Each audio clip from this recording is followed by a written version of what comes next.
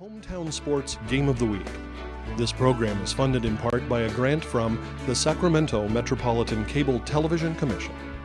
Access Sacramento also thanks Sharif Jewelers, fine jewelers since 1932. Sharif Jewelers, a longtime sponsor of community television.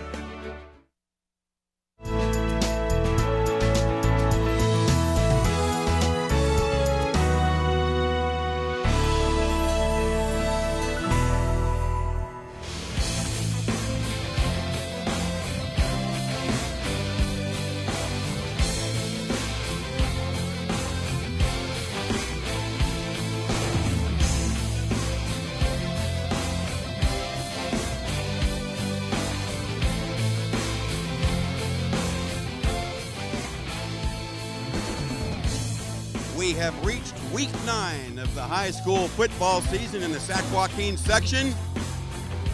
We are moving around the far turn and headed toward the home stretch, and in many conferences, teams are pushing hard for a playoff berth, trying to get into the postseason, and tonight's matchup, no exception, as the Elk Grove Thundering Herd take on the host Franklin High Wildcats on Access Sacramento's Hometown Sports Game of the Week. Good evening and welcome to Wildcat Stadium on the campus of Cosumnes Oaks High School. Along with the Imperator of Analysis, Hall of Famer Jim Domino, I'm Will James, and we welcome you aboard to what we think will be an intense battle, a Delta League deadlock right now facing tonight's two teams. Jim Domino, something's got to give. Something's got to give. Throw their overall record out the window. They're both 3-2, and that's all that counts, league play. So despite the fact that Elk Grove comes in here with a couple of key injuries, you expect John's ball club to battle real hard, and we expect an exciting game. And probably the winner of this game is pretty much a guaranteed playoff berth. That sounds logical to me, Coach. And the last meeting between these two squads that have an 18-year rivalry, a one-sided affair over at Elk Grove High a year ago, Jim. Well, senior quarterback Machado went crazy, throwing for 6 touchdown passes, leading Elk Grove to a very convincing 49-7 ball club. You have to remember, Elk Grove was loaded with senior veterans against a young Franklin squad that this year those seniors are back playing. Well, that should provide motivation for Franklin tonight, but let's move on to the last outings for these two ball clubs. It's been a tough road to hoe in the Delta this year. Well, Elk Grove had to travel over to Monterey Trail against that vaunted veer of T.J. Ewing, and boy, they came away on the bottom side 7-48 as that veer went on and on and on, dominated the clock, 472 yards with an easy 48-7 victory. Meanwhile, Franklin had to go over to Jesuit in an afternoon ball game, and not too many teams are used to that afternoon climate there at Jesuit. Jesuit coming away with 2 scores by the quarterbacks that rotate in there, coming out on top 17-7. So Franklin is going to try to rebound here tonight. Well, Coach Mike Johnson feels that they were capable of winning that ball game, and they're going to try to apply that sentiment to tonight's contests. And for tonight, in such a crucial game, the impact players must bring their A game. And for head coach John Heffernan and the Thundering Herd, the Herd headliners are somewhat depleted, and it's going to be an uphill battle. Well, the replacements are going to have to show something. Jaron Burns there, that running back, comes into the game with about 200 yards and 4 TDs. Devon Frazier going to see action tonight at wide receiver as well as running back. John Blah anchoring that line with 1.5 sacks, 54 tackles. And then a 2-year starter, one of the top linemen in the league, George Smithhurst, 92 tackles, 2-way starter tonight. Boy, he's a certain all-Metro standout right there. Without a doubt. Now for head coach Mike Johnson and Franklin High, the wily Wildcats will try to neutralize those impact players with this quartet. Well, let's talk about the 2 top people, Lampley and Ross, the dynamic duo. And I don't mean the Batman and his aide. I'm talking about Ross and Lampley, and I'll tell you, they're tough. Mr. Inside, Mr. Outside. Then you got Brady Johnson, one of the top receivers in the area, number 21. John Montgomery, who anchors their linebacker core having a phenomenal year with 75 tackles and a sack, and he'll see some action at fullback as well. And Coach Johnson also points to his 2 corners that will have special responsibility tonight and a deep impact on the success level of the Franklin Wildcats. That would be Clarity and Shepard. Keep an eye on those 2 DBs. They have played big all season long. And with that being said, we want you to stay right there. When we come back, Rick Stewart will add his special addition to this big matchup. Stay with us.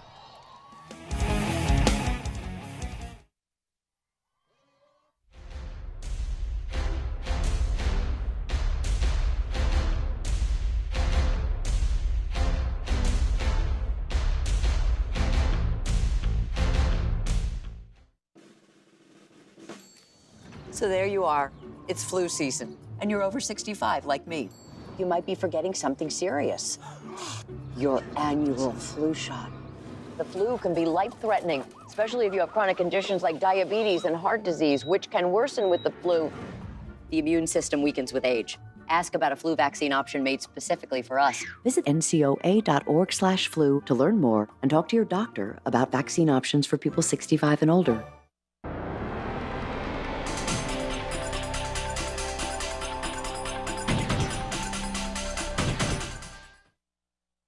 Hey, you. Yeah, you. Getting that college education. What are you gonna do? Graduate and take some office job? Be like everybody else? Or will you dare do something different? Like, be a teacher. You could be my teacher. You got the skills. The smarts. Yes, you. You could be the teacher I never forget. That'd be cool. Does that corporate job even have recess? What are you gonna make of yourself? What are you gonna make of me?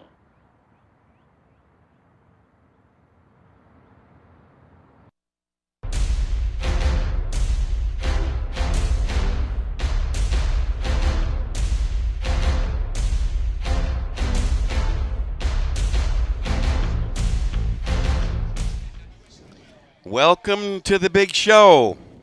We are in Elk Grove this evening for Access Sacramento's hometown sports game of the week. With Jim Domino, I'm Will James, and it's a Delta League battle with key ramifications for playoff berths, as Franklin will host Elk Grove in just a short period of time. But before that, to get the true insight on tonight's big matchup, let's turn our attention to the third member of our announcing team, Rick Stewart. All right, thanks, guys. We've got 2 quality programs here, and the great thing about tonight's game is there's 2 quality coaches. First of all, let's talk about the Elk Grove Thundering Herd coach, and that's John Heffernan. First year at Elk Grove after 14 years at Burbank for Heffernan. There's his record there, and that's including the Burbank year since 2004. Best season 12-1, 2012 Metro League title 12-13. 12 straight playoff appearances, and in those appearances he's 9-12 under Burbank. Now, on the other side of the coin, for the Franklin Wildcats, we have Mike Johnson in his 12th year, career record of 79-56, and that's 2004 also. 8 or more wins 8 times. Top season was 12-1. That was also in 2012. 3 Delta League titles, 9 playoff appearances in 12 seasons, and 1 Section D1 championship, and that was when he was the head coach at Lincoln of Stockton. And who did he beat? Elk Grove, and that was in overtime in Stockton, 35-28. So this is a quality game from 2 teams. Series history, let's talk about that. It's a series of streaks between these 2 teams. It's the 14th meeting since 2004. You can see Elk Grove leads the series 8-5, won the first 4, 5 of next 6 were Franklin wins, and Elk Grove won the last 3. So Franklin's ready this year against Elk Grove. Great game tonight scheduled. Should be a good outcome. Quality staffs. Back up to you fellas for the broadcast. Well, thank you very much, Mr. Stewart. It's going to be a war out here tonight.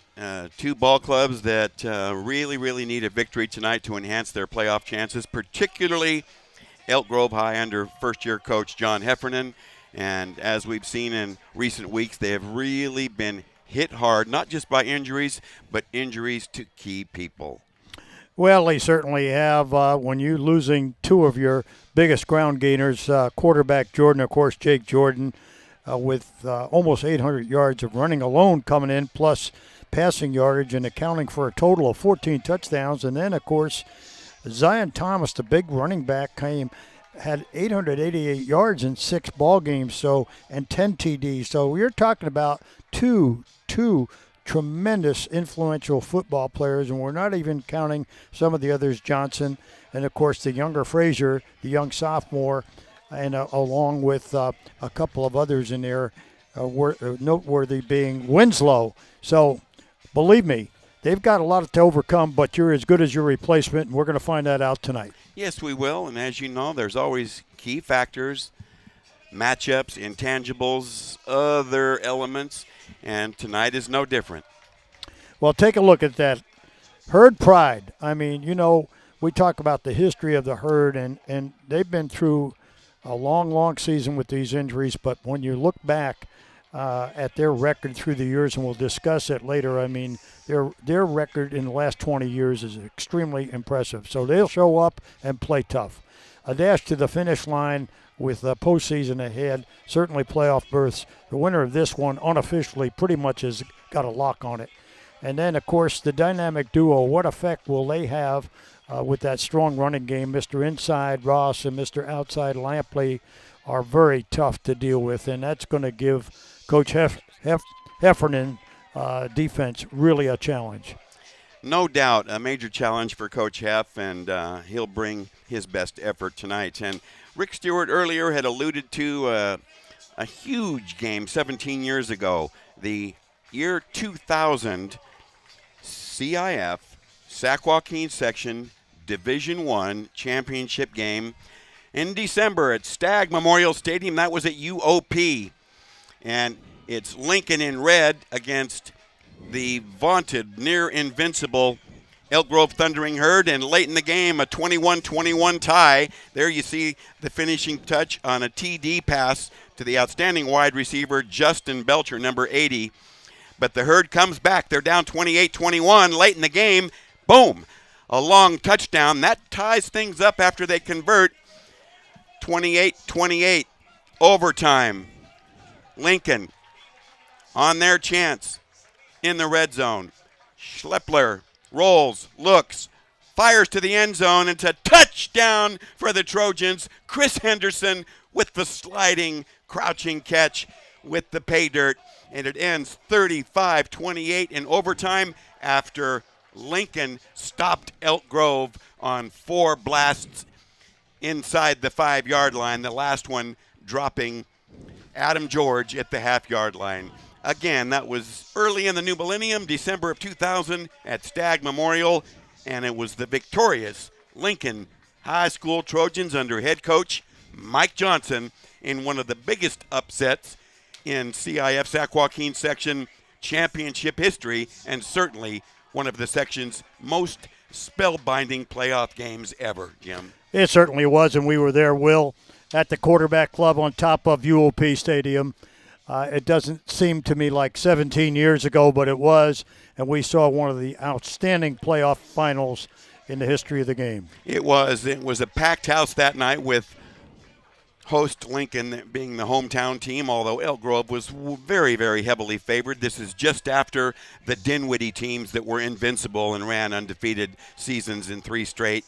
So a major breakthrough victory there, and hats off and total kudos to Mike Johnson and his staff that also featured one of the unsung assistant coaches that was a former head coach at one time.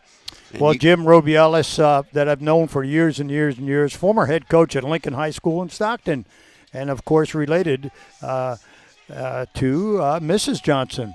And he is a good one. He's still coaching with his son-in-law, and he runs that defense and does a heck of a job. Well, he does indeed, and certainly you're going to see some of that tonight as the Franklin Wildcats are going to square off and battle the visiting Elk Grove Thundering Herd. Both teams vying for postseason positioning for a playoff berth, and this one will be the real deal. They're going to bring everything they have regardless of the injuries. Well, let's back up now and take a look at Domino's Dozen from the top. And over the weeks, Jim, there has not been a whole lot of change in that first few. No, if we start from the top and you go through 1 to approximately 6, there isn't a great deal here. Folsom until somebody beats them, Oak Ridge, and they're going to settle it all next week up at Oak Ridge. Number 1 versus 2. Intercom having a phenomenal season, scoring a ton of points. Sac High, Rockland, Granite Bay. In that first 6, not much change. Del Campo steadily climbing with a huge win over Antelope, followed by Jesuit, Antelope, Sheldon. Franklin here tonight. Get a good look at number 11 and number 12. Placer, Joey Montoya's Placer, Hillman are in there every year, year in, year out. And then we go to the red zone. And in that red zone, Monterey Trail, a very hot club, a team that most don't want to play right now. And as we speak, Jesuit is visiting over there, and we hope to get some scoring from results from there later. Lincoln in there, followed by Whitney, Christian Brothers, Vista Del Lago, Del Oro, not out of it yet, and Elk Grove at 19, you're going to see here tonight, followed by El Dorado, new in our top 20. Well, I'll tell you, this is just week 9, so 2 more weeks of results, and things could jockey back and forth. We'll have to wait and see about that. Okay, the Delta League standings. You've heard us talk incessantly about the log jam, the deadlock. Here's numerically the revealing of those standings, and Jesuit, the only unblemished league record among those heavyweights. Incidentally, that first 5 are all in the rankings, and Grant had been until falling on tough times. But you see there the highlighted teams. They're both at 3-2, and this shall be a very, very interesting next 2 weeks to see how this conference. Well, look at the middle of the road there. Franklin 3-2, Franklin, Monterey Trail, and Elk Grove all at 3-2, and they lock horns. And so you can see how important this game is here this evening.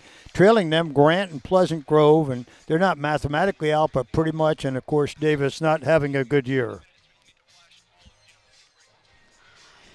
We are in Elk Grove tonight for Access Sacramento's hometown sports game of the week. It's week 9, and coming up in just a wee bit, we have a Delta League battle as Franklin plays host to the Elk Grove Thundering Herd. Don't wander off.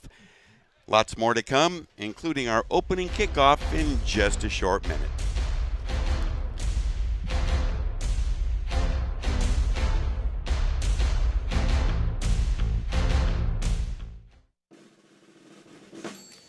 So there you are. It's flu season, and you're over 65 like me. You might be forgetting something serious. Your annual flu shot. The flu can be life-threatening, especially if you have chronic conditions like diabetes and heart disease, which can worsen with the flu.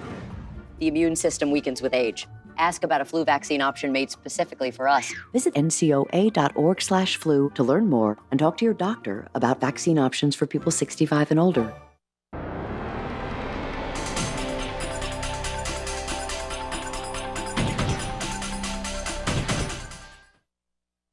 Hey, you. Yeah, you. Getting that college education, what are you gonna do? Graduate and take some office job? Be like everybody else? Or will you dare do something different? Like, be a teacher. You could be my teacher. You got the skills. The smarts. Yes, you. You could be the teacher I never forget. That'd be cool. Does that corporate job even have recess? What are you gonna make of yourself? What are you gonna make of me?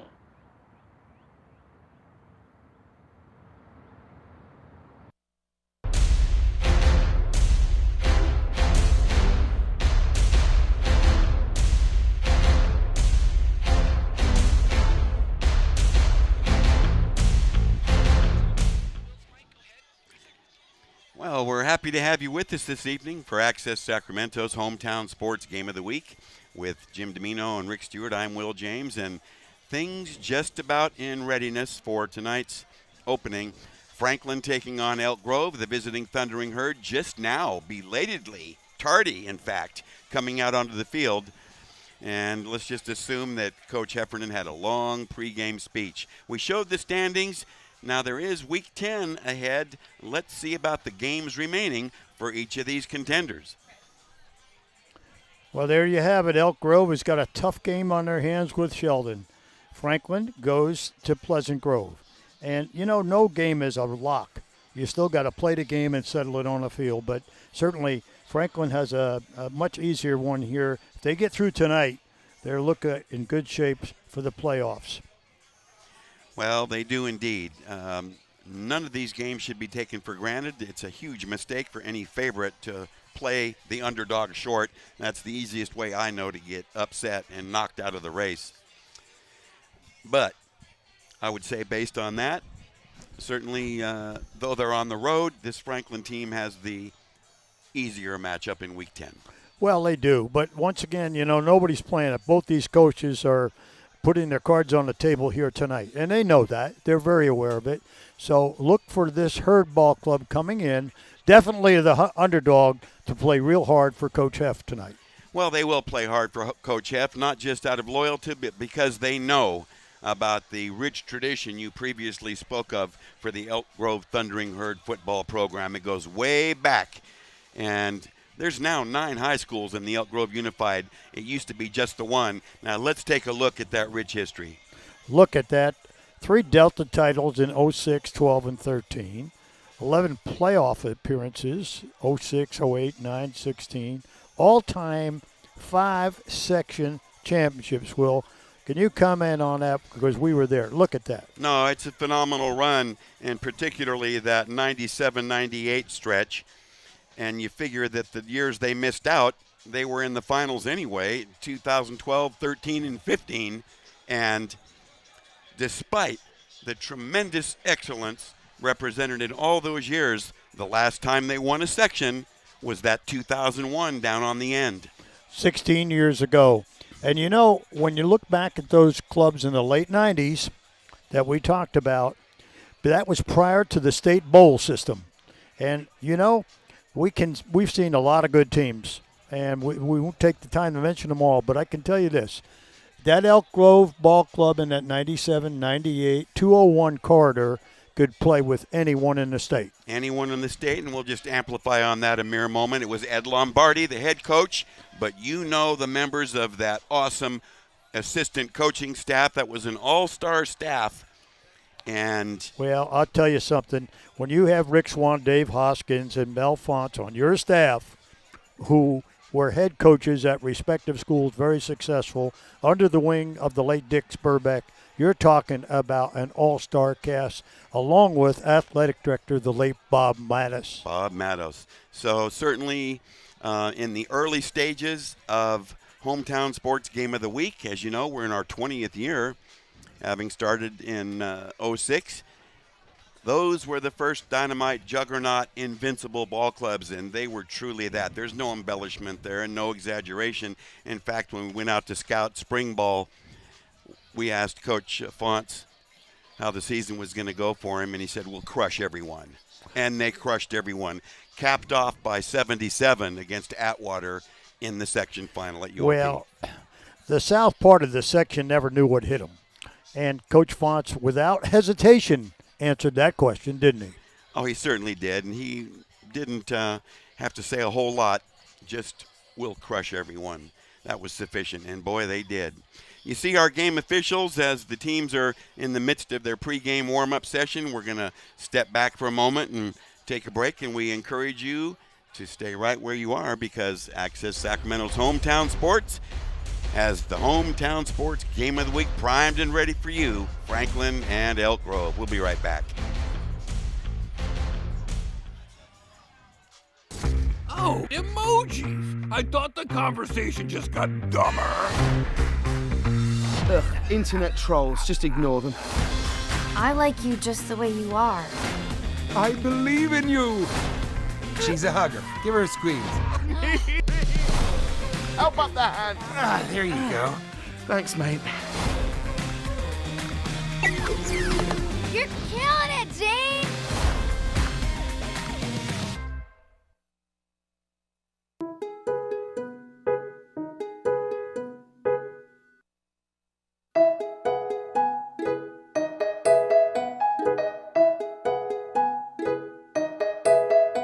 Your teenager, naturally pushing the rules to their limits. When they push too far, call the Boys Town National Hotline at 800-448-3000. Our trained counselors are there 24 hours a day, 7 days a week to provide advice and resources for problems big or small.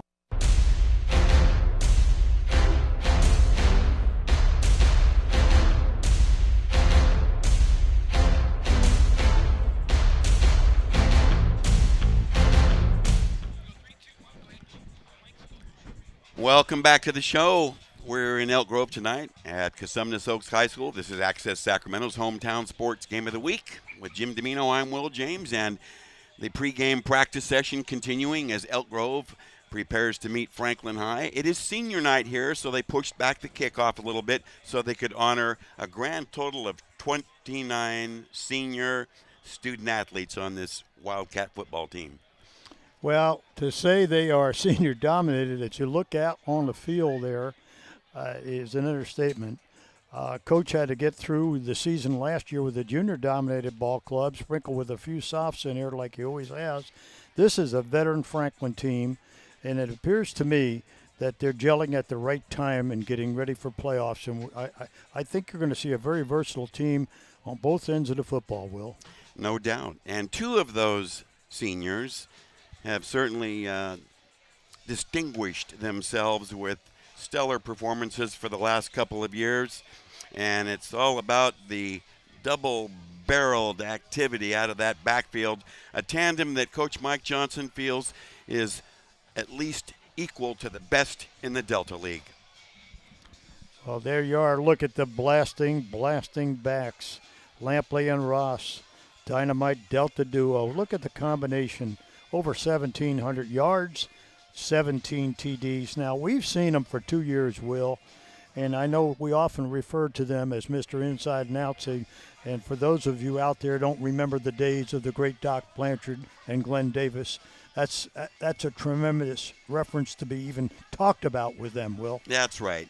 And just to make that a little more clear, we're talking about West Point. We're talking about Army. We're talking about the late year and post-war years of 1944 to 1946. And at that time, Army under head coach Red Blake was undefeated for a 3-year stretch.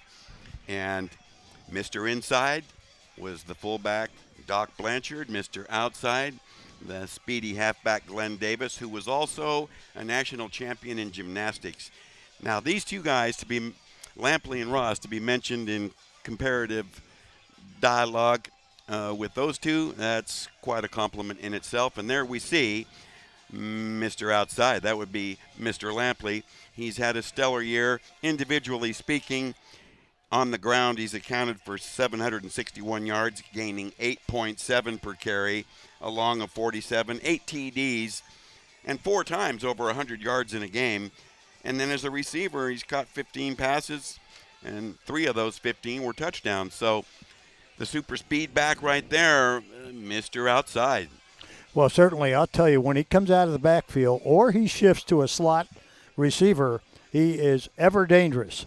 Because when he gets one-on-one coverage, if the quarterback has time and gets him the football, he has a strong chance of going to the house. He does, and we've seen this now for a couple of years where he doesn't need much.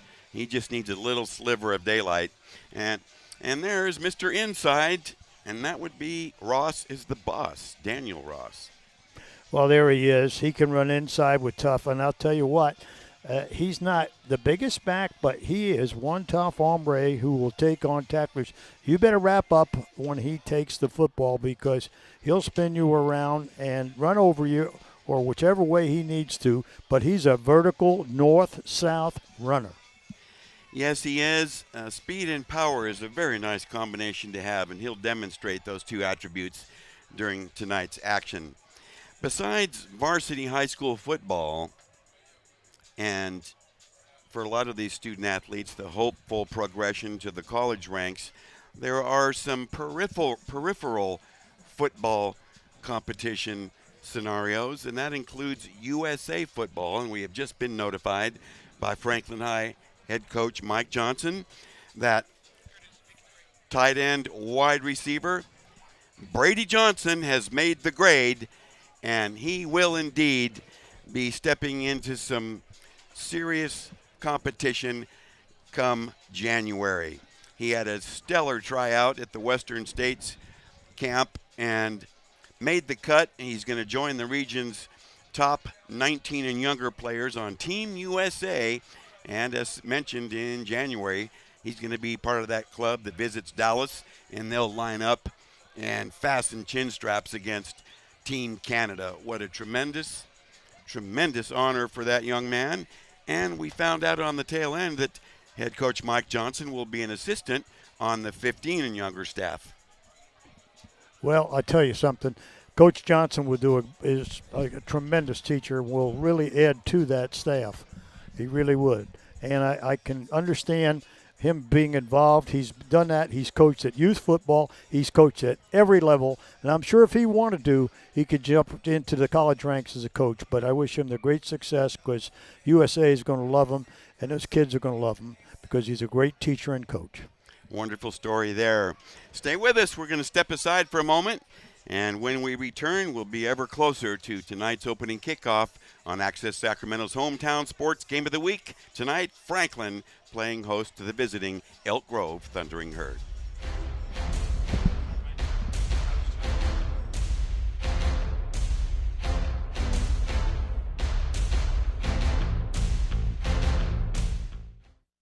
My grandfather served in World War II. Spending time with him were the best memories of my life.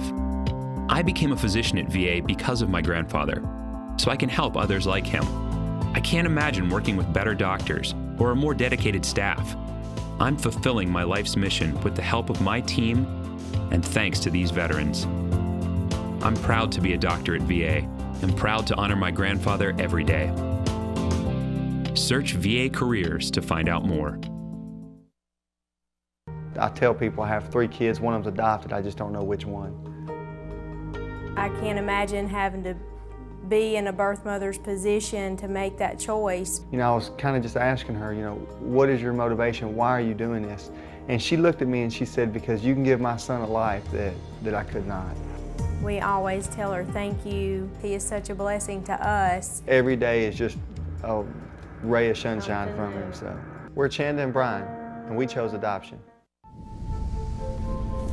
After 15 years of smoking, Eva Marie quit. There's a new lung cancer screening that could save her life. You stopped smoking. Now start screening. Learn more at savedbythescan.org.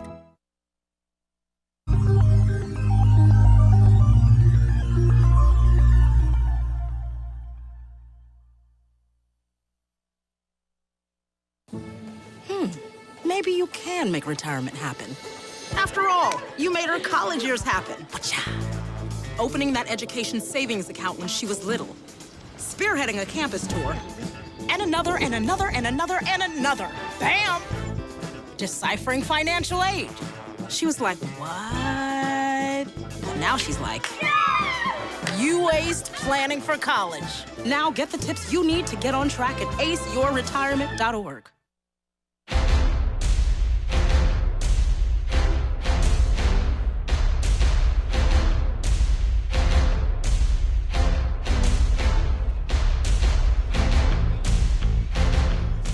Welcome to the show, Access Sacramento's hometown sports game of the week. With Jim Domino, I'm Will James.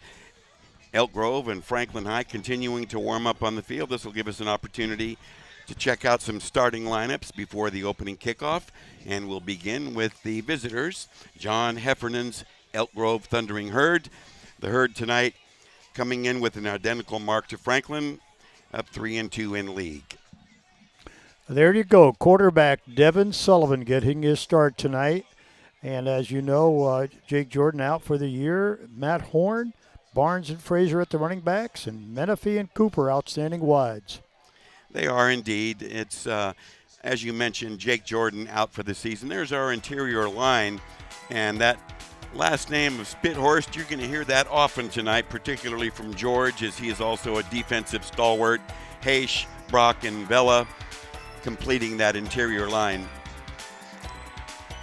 Now, Elk Grove defense has been, I would say, problematic this season in comparison to the last 2 years. That was always one of their strong areas, but not the case this year, as their defense has given up a ton, to the tune of 33 points a game.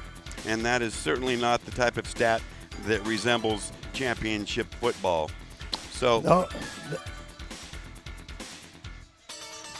their defense is really going to have to come up and play over their heads tonight against a Franklin offense averaging 35 a game. And if they can get key stops, they can really enhance their opportunity of coming out successfully tonight. Well, that's going to be a real challenge for them because it's rare an Elk Grove squad is giving up more per game than they're scoring per game.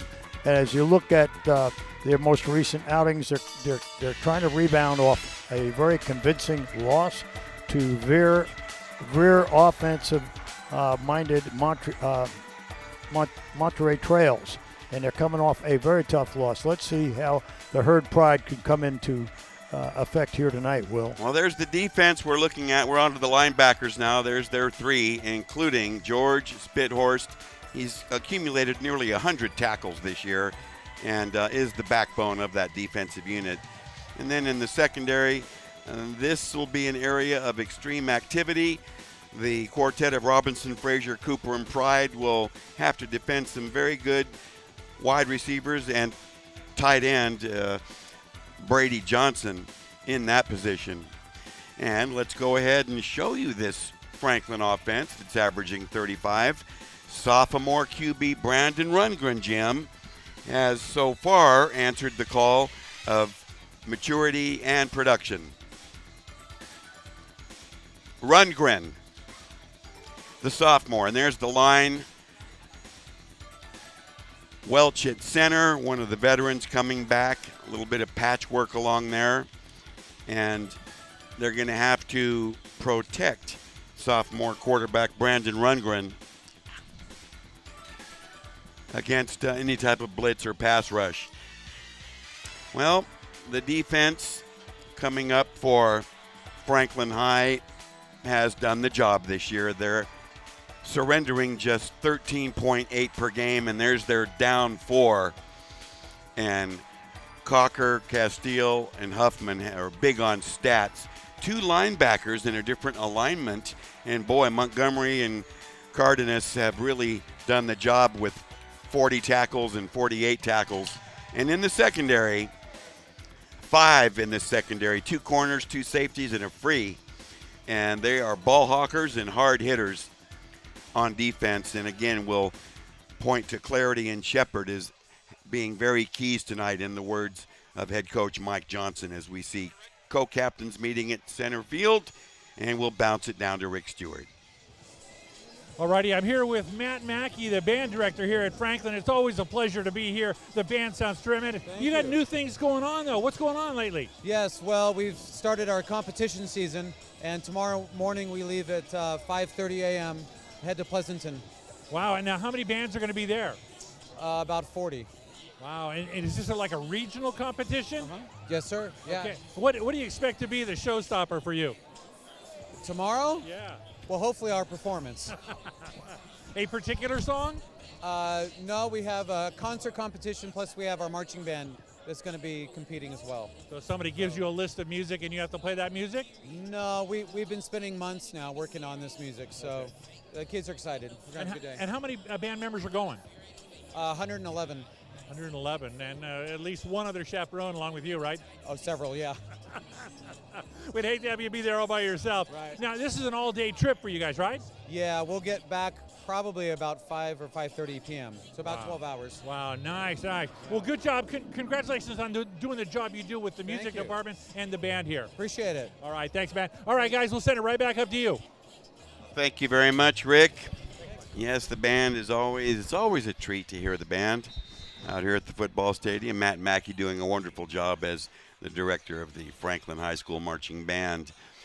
Well, we have had a meeting at midfield between our respective co-captains, and let's go ahead and take a look at the officiating crew assigned by the NCOA to monitor this game freely, clearly, and fairly. That's what they're supposed to do. Chris Gwinnip wearing the white cap tonight, serving as our game referee, and he'll be working with umpire Neil Griggs. Our head linesman this evening, David Cooley. Kenneth Pacino, the line judge, and across the other side, it's back judge Chris Williams. So there is our 5 from the Northern California Officials Association. We'll be right back for the Hometown Sports Game of the Week.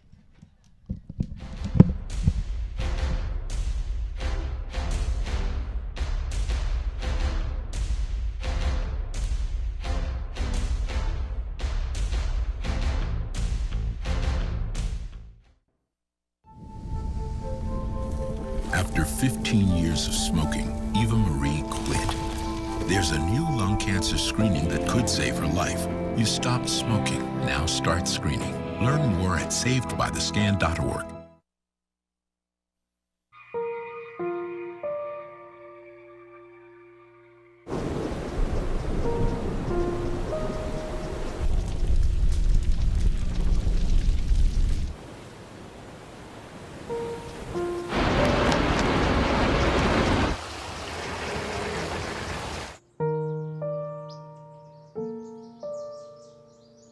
Don't wait. Communicate. Make your emergency plan today.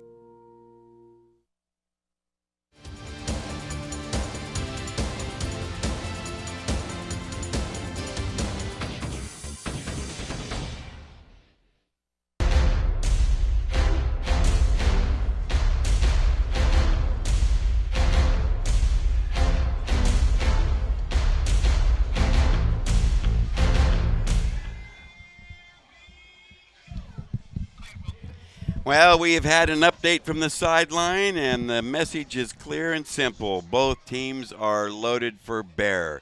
Franklin hosting Elk Grove in a Delta League battle that will clarify part of a three-way tie tonight.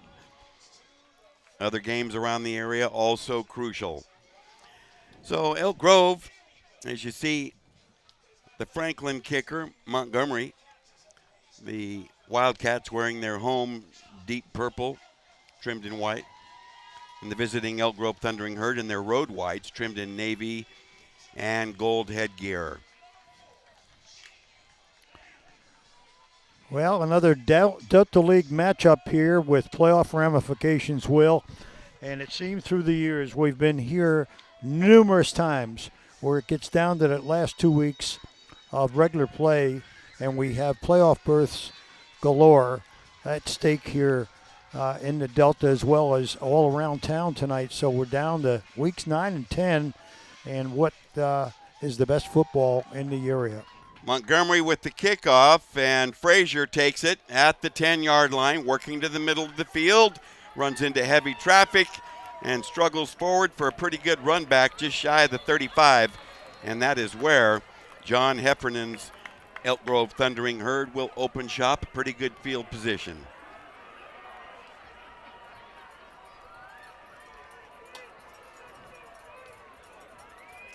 Well, let's see where they put the football. Our game referee already. Wow. Well, we are. We got a football exchange. They want their own football when they go on offense, Will. No, I want mine. Now you give me my football, Jim. Okay. First play from scrimmage. Elk Grove with their full house backfield. A toss. Frazier, right side running, has wide open room down the sideline, spins away from the man to the 30, 20, chased by 3 Wildcats and shoved out inside the 10. Whoa, doctor. That was the speed back, Frazier, and that's a good way to wake people up. Well, it certainly is when you make approximately 70-yard run downfield, Will. Don't hold me to that, but I think I'm pretty close. The football parked at the 7.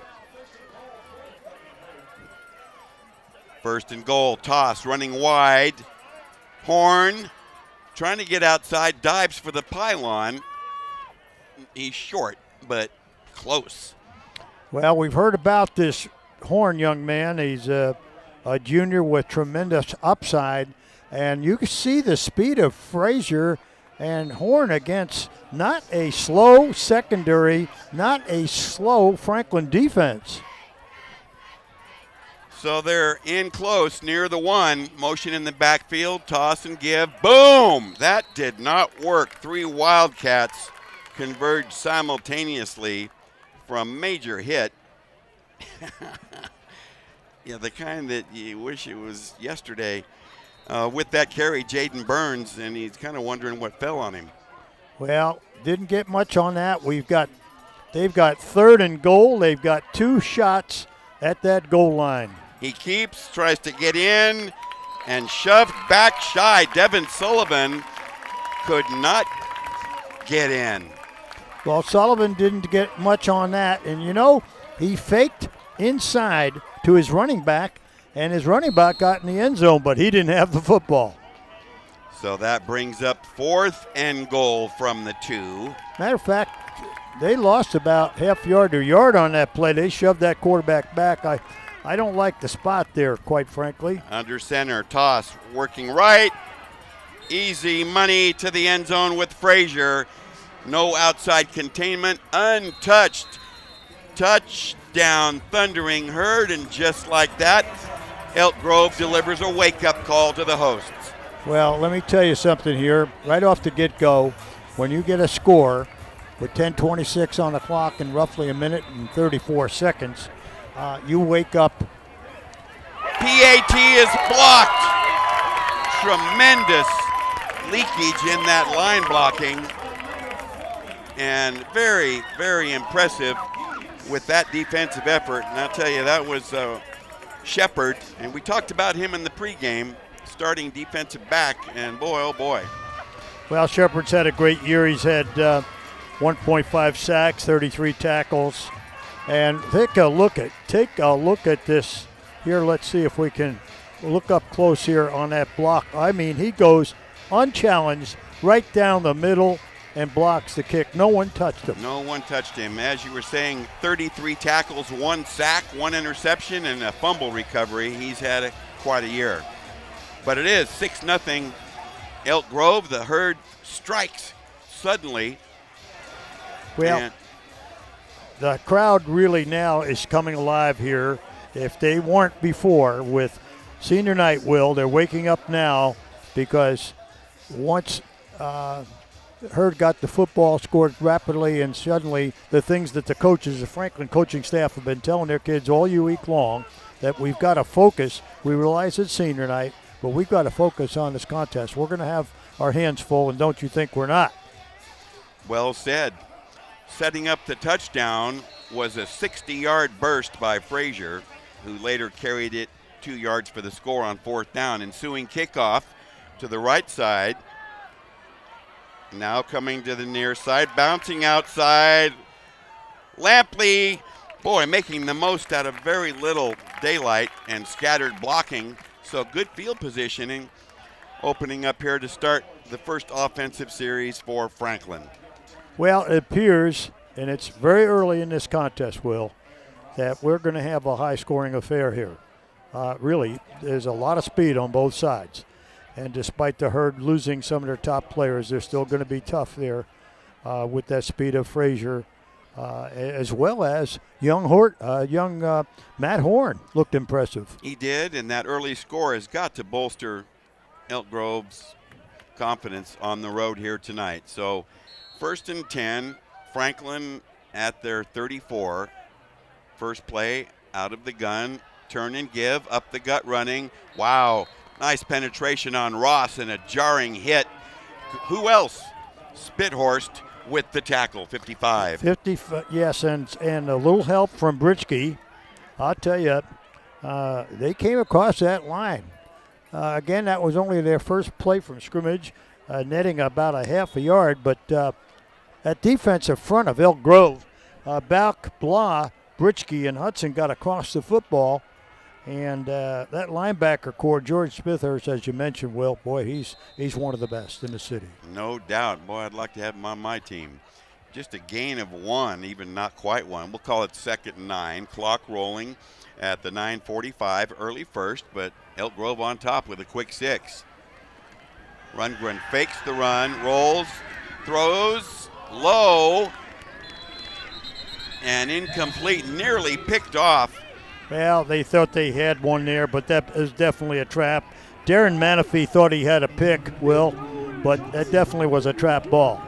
But I want to mention here with quarterback Brendan Rundgren, the young sophomore was going away from the action, throwing off his back foot. He's got to really gain depth and come across.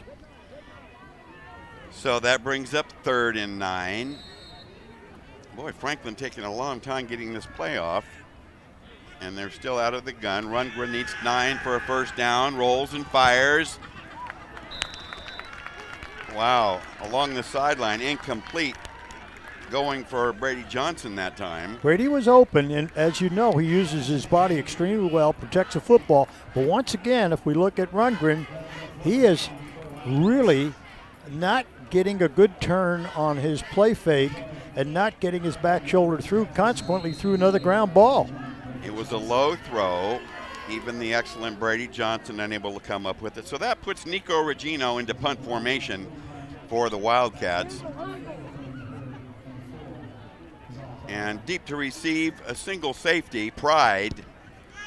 High, hang time punt. Beautiful job right there, and it takes a little bit of a Franklin roll inside the Elk Grove 20 to the 15 to the 14, where it's down. What a punt.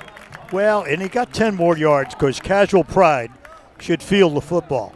I mean, by not fielding the football, he gives another 10-yard bounce. Okay? And to me, you're not on your 10-yard line where the ball goes over your head. That's normally the 10-yard rule. You're there on about the 25, and now you put your team in a hole by not fielding that punt. So young Devin Sullivan at the quarterback position. His team on top 6. They toss and run wide to the near side. Nothing much doing right there. Burns could not turn the corner. There was nowhere to go. What time they're not going to run. They couldn't really turn the corner there.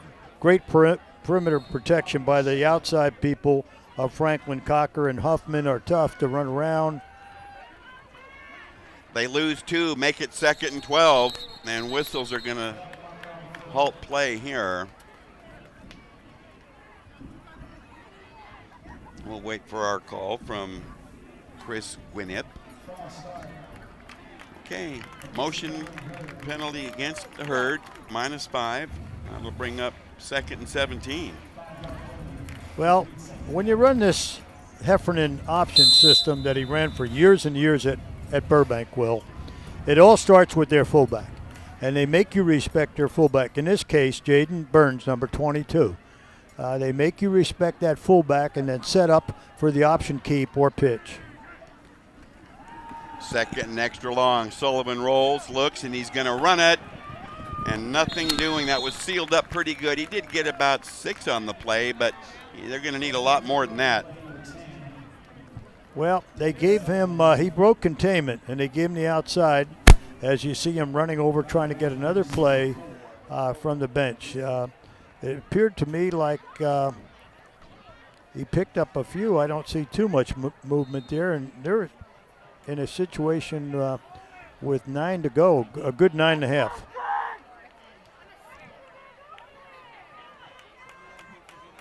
So a good scramble there. Actually, that was about a 9-yard run. He's back to throw. Sullivan over the middle, incomplete. He was going for wide receiver Cameron Cooper, but the ball thrown short, and a holding penalty against Elk Grove.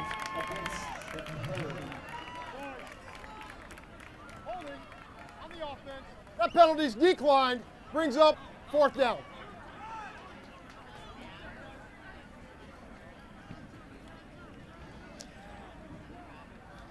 Fourth and 9, punt formation shown by Elk Grove. And a couple of dangerous returners deployed. Ross and Lampley near midfield for the Wildcats. High snap, taking his time. A wobbly short punt, nearly out of bounds, but it takes an Elk Grove roll, fielded, and run back down the sideline. And great field position upcoming for Franklin after Ross took that on the bounce and hustled up the sideline. Well, Lampley's not that big of a guy, but watch the way he handles the football, almost like a basketball. And I wonder if he's a basketball player because I'm showing the way he cradles the ball, Will, and he's got big hands. Well, there you see an officials conference with referee Chris Gwinnett,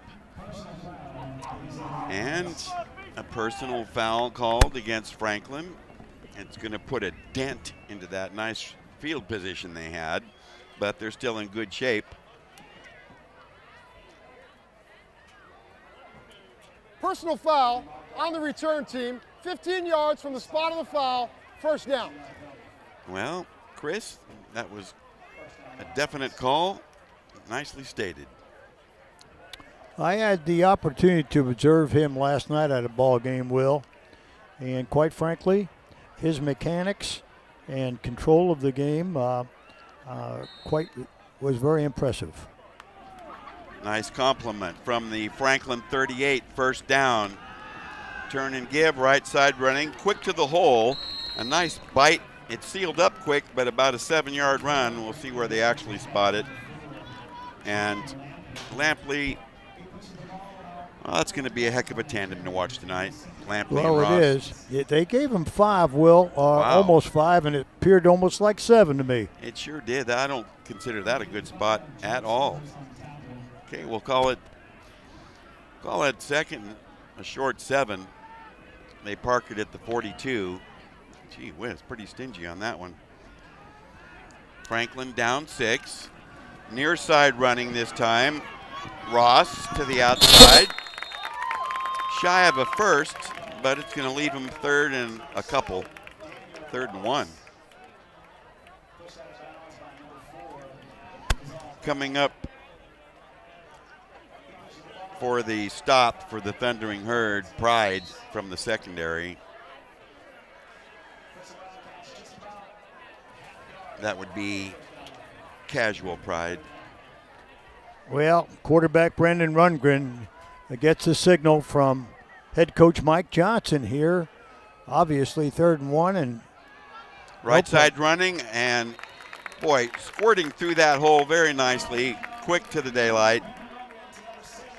And Ross continues to be an inside runner with speed. First down, Wildcats.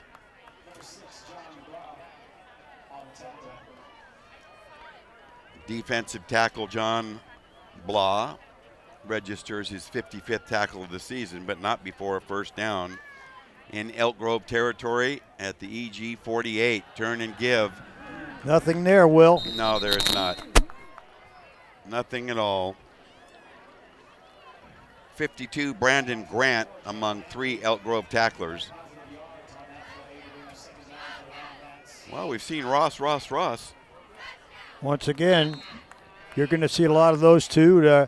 They'll probably have between each of them 20, 25 carries minimum tonight. There's Lampley.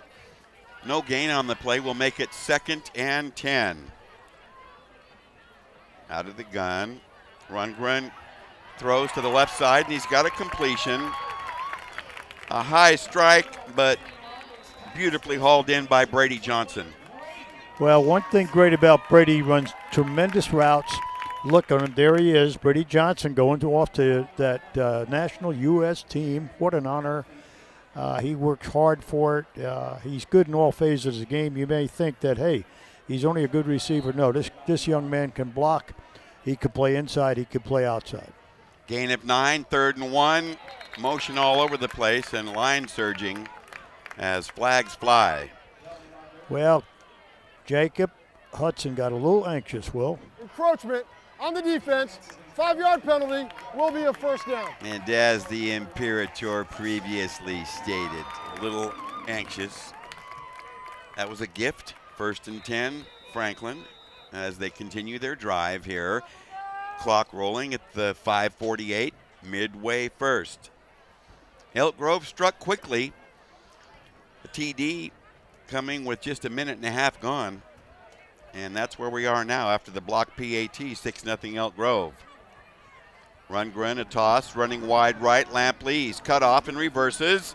Hitting the backfield, he stays up, but too many herdsmen converge and throw him for about a 6-yard loss.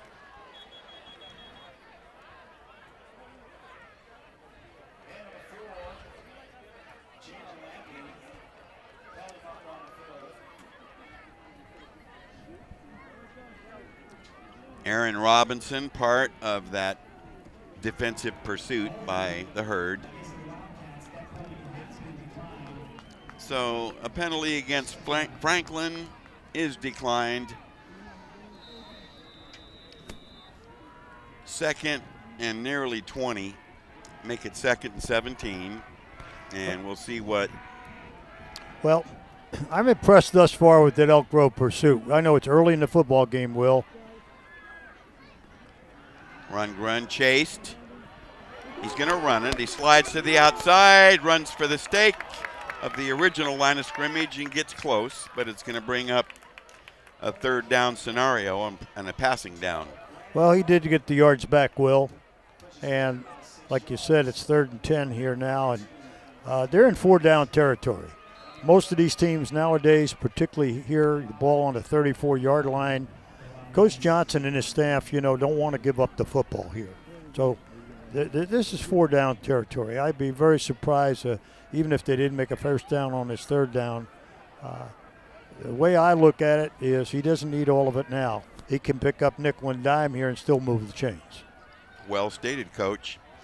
Brady Johnson out wide to the near side. And whistles will prevent this play. Time out Franklin. Head coach Mike Johnson wants to be certain everyone's on the same page. So we will too. Don't walk away. We'll be right back.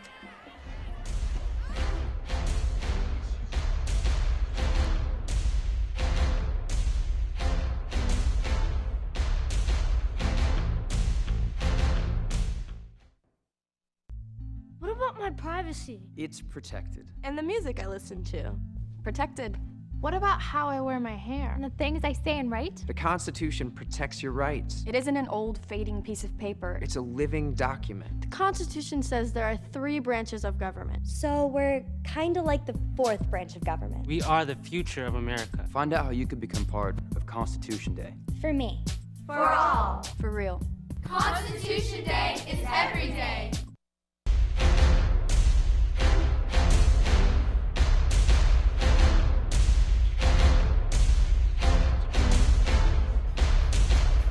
Welcome back. There you see sophomore quarterback Brandon Rundgren, number 12. He's faced with a 3rd and 10 here after a called timeout. Let's see what Mike Johnson wants to run.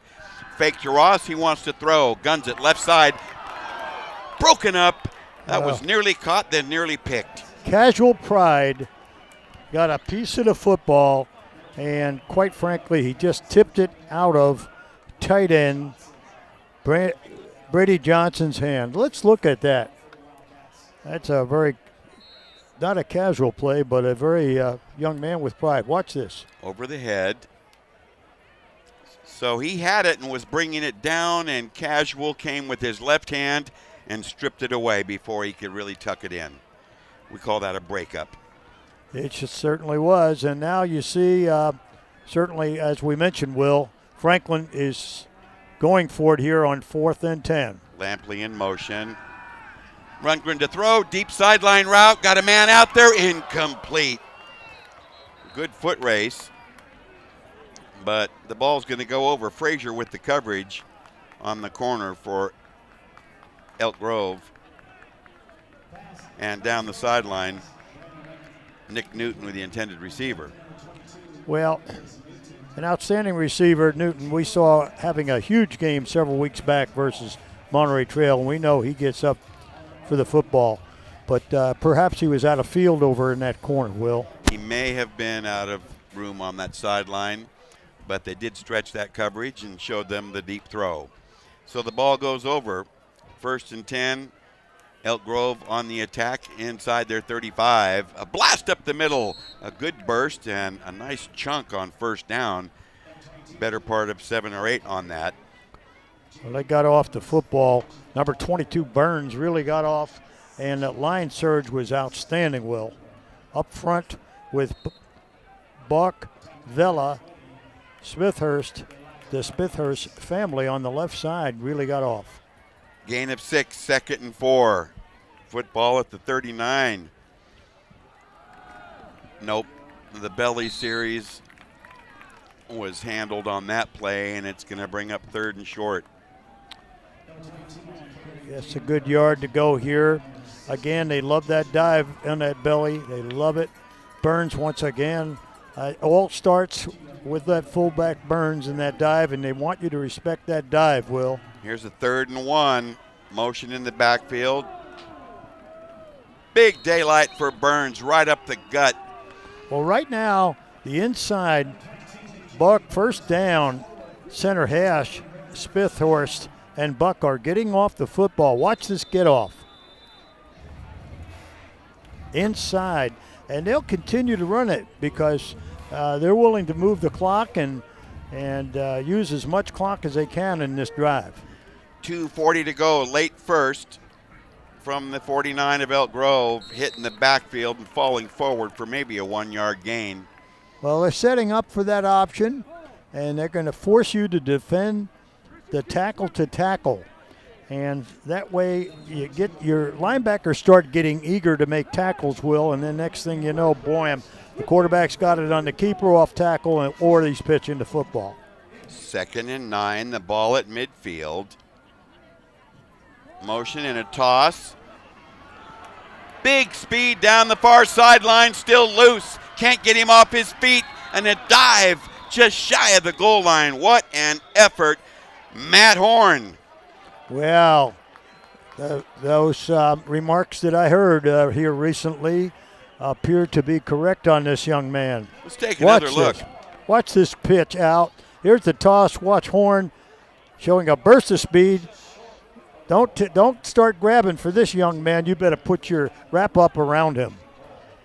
Reach and grab, 1st and goal at the Franklin 4. That was a 46-yard run. Turn, give, Nothing there. Maybe a yard or so falling forward, but well defended on another carry by Burns.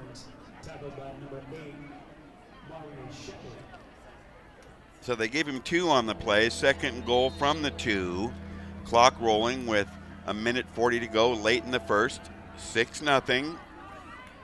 Elk Grove trying to add to that cushion. Burns. Touchdown, Thundering Herd.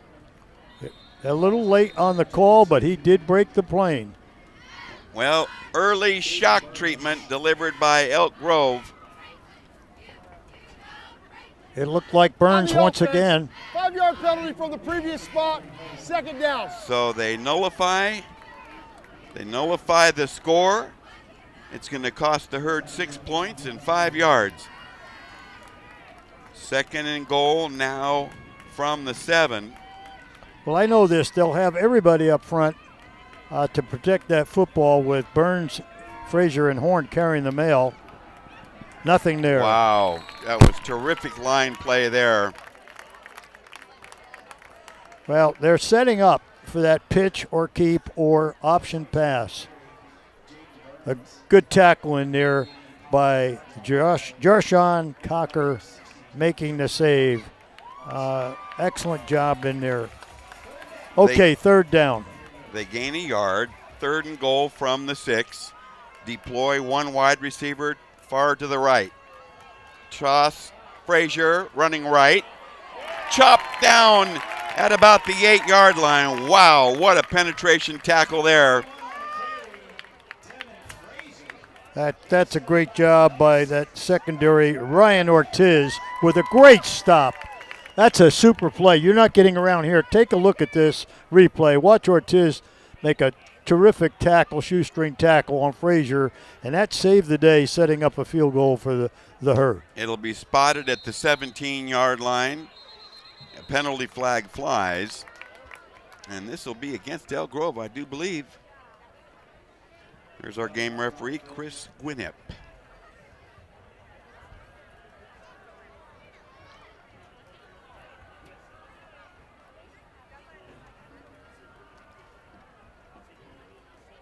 Full start on the offense. 5-yard penalty, 4th down.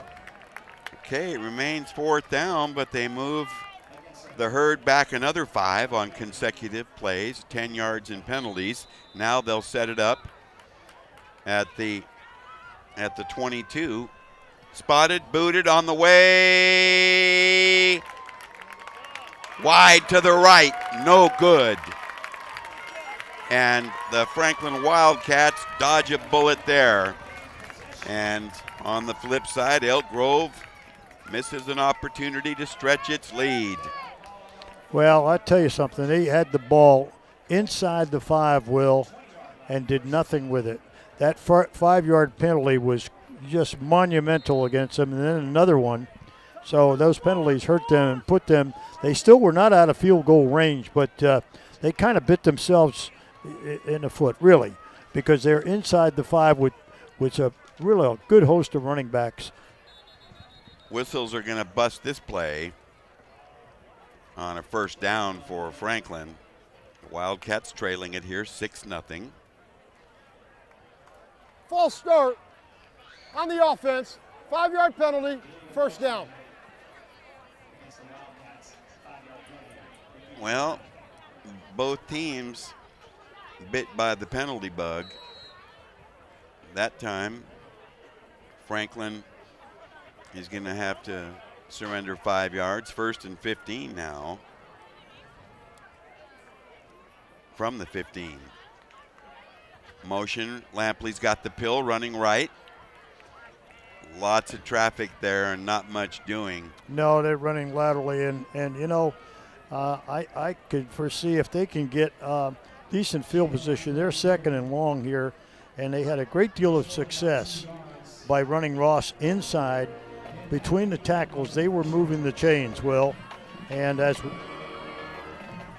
okay, we played one, end of one. Elk Grove on top, 6-0. Let's join Rick Stewart. He has a special guest. All righty, Daniel Milliken here on the sideline, one of the studs here for Franklin. First and foremost, status on the injury. Right now, my hand is broke. It's fractured right in the metacarpal, but I should be back in like a week or 2.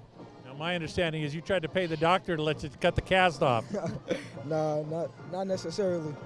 Didn't have any money with you. That's okay. How big is this game tonight for Franklin? Right now, it's a real big game going into playoffs, and Elk Grove, they're a real good team, and we just got to come out and battle. Down in the series, 8-5. I mean, this is a big game for you guys to come out on top. Yeah. Even though Elk Grove is a little down this year, you're still ready to take them on. Yep, of course. All right. Now, you're going to be back for the playoffs, correct? Yes. All right. Good luck for you. Rest of the season. Best of luck for the whole team. All right. Thank you. All right. Thanks, Daniel. Guys, send it back up to you. Okay, Rick, thank you very much.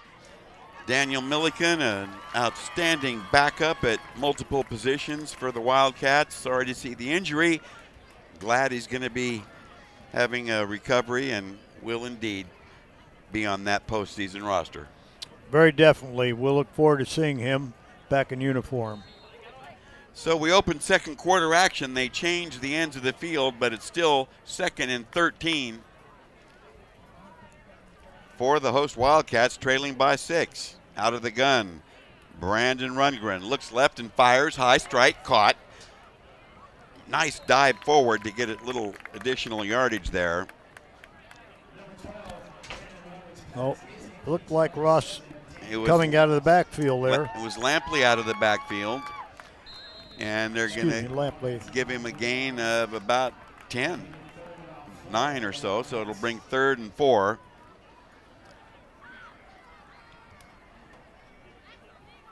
Motion. That's Lampley. Coach Johnson does not like that look, and he doesn't hesitate to take a timeout. And we'll take one ourselves. Don't wander off. Lots more to come on the Hometown Sports Game of the Week.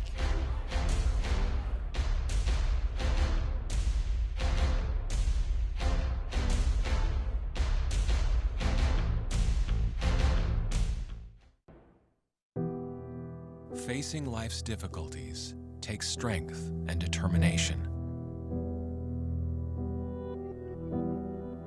Whether it's physical challenges or struggles you can't see, it takes strength to ask for help when you need it.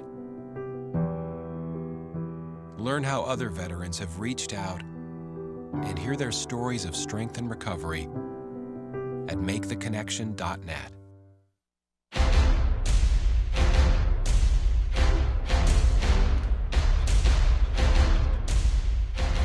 Okay, Franklin comes out of their timeout. A key 3rd and 4 for the Wildcats. The football parked at the Franklin 26. They can run stop routes here almost at 5 yards, Will, and pick up that first down right here. Throw out to the right side, complete. And we'll see where they spot it. First down, moving. They gave him that, Will. Newton with the grab. First down, Franklin moves the stakes. Well, when it's 3rd and 4 and you play your defensive backs about 8, I'd say take the 5. Take the 5. And they did. Outside the 30-yard line. He keeps it and runs right. Big yardage. Boom. Wow, his own man tackled him on a miscommunication there. Rundgren really got popped. Lampley. That's probably the best tackle he's made all year. That was real weird.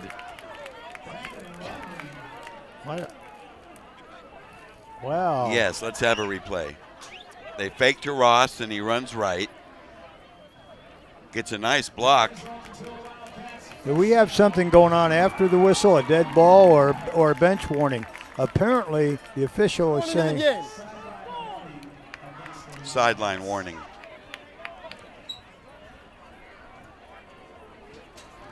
Nevertheless, 1st and 10, Wildcats from the Elk Grove 39.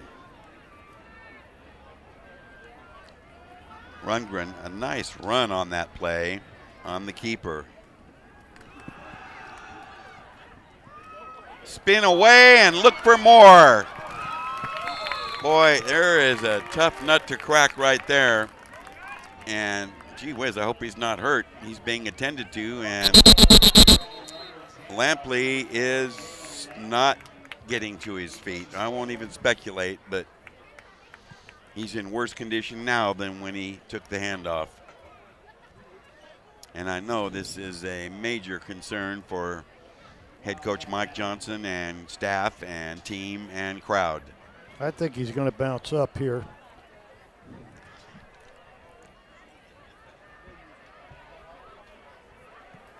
One of the top ball carriers in the area being attended to by the Franklin Brain Trust and training crew. And let's see if we can see the replay exactly what happened. Oh, see, there's a give to Lampley. He cuts it back inside and tries to get outside, breaks a tackle, stiff arms, and there you see just kind of landing on the ball and his knee a bit and perhaps his left shoulder. Yes, it looks like it. I think you hit it right on the nose, and if that's anything more than a stinger, then that's going to be bad news for the Wildcats. I won't even speculate any further on that. But that play gets him 9 yards, 2nd and 1 from the Elk Grove 31. Well, Coach Johnson mixing them up, changing the plays here now, letting Rundgren have them. Notice they're all checking their wristband for the current plays for this football game. Turn and give. Big hole up the gut. Ryan Ortez taking over for Lampley. Shows what he can do there. On offense, he's had 15 previous carries for 147, averaging about 10 yards a pop and four touchdowns.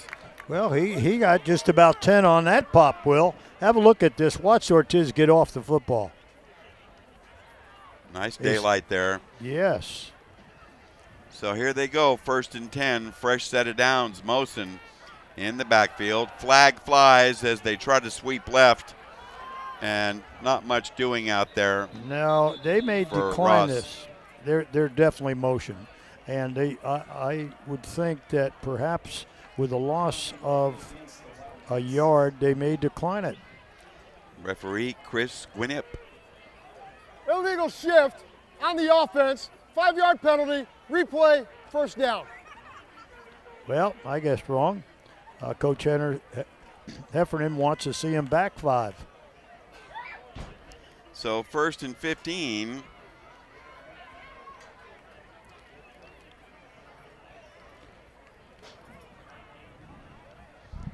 This is early second quarter action.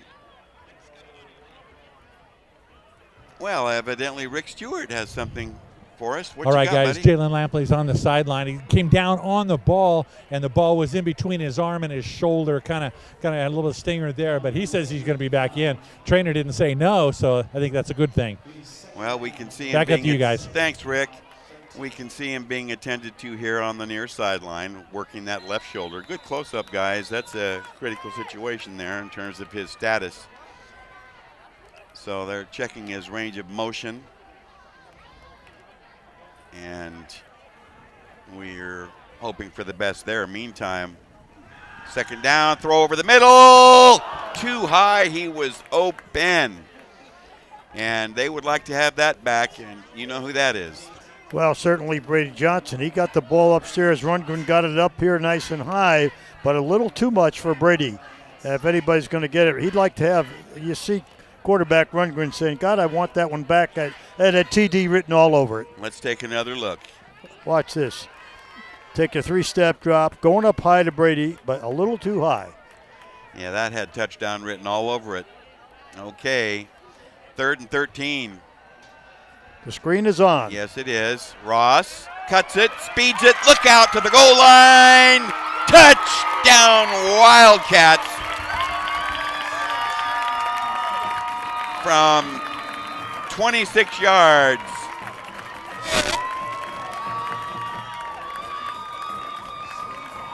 And we are tied at 6 with the PAT upcoming. Daniel Ross showed some heat on this. There's the short flip, and he splits the D right down the middle. And there's the speed. Sorry, can't touch it. Nicely done. So they come back one play after the missed throw in the end zone and score with the screen pass.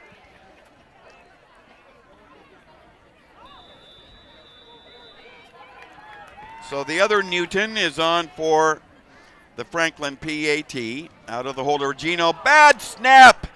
And Newton wisely goes back and cover it. So each team has botched their PAT attempt. But the Franklin Wildcats are on the scoreboard, and Ross is the boss here. 6-6 tie. Don't go away. We'll be right back.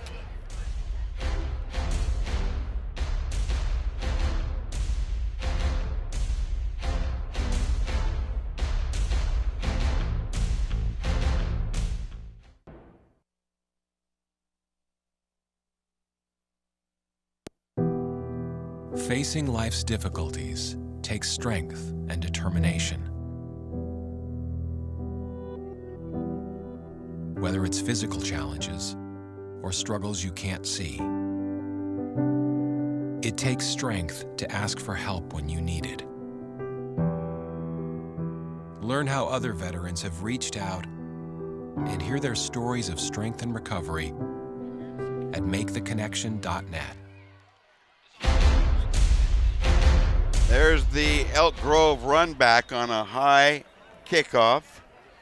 And doing the honors for the herd there, Aaron Robinson, number 15. And he gets out to respectable field position, a little above average.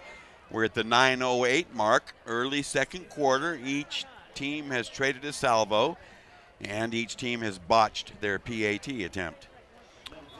Well, here with 9 minutes to go, plenty of time in this second quarter, Will.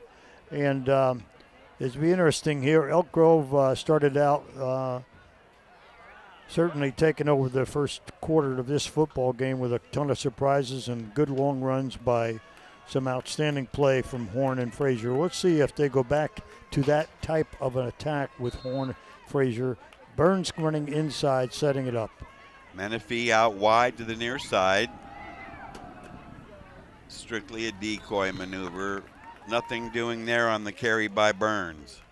Well, as we know, that's where it all starts. Fullback dive, and we go from there, or fullback belly, and then we go from there, only picking up about 1.5 yards. Let's see here now. I think that Franklin's just defying young Sullivan to throw the football. They're playing up front with about 10 guys. Absolute defiance. Wow, whistles are in the middle of this play, and boy, that was a serious gang tackle. Well, if you don't even attempt, You're absolutely right. The whole world was on him. And I guess being offside could be part of that. Got a little advantage there.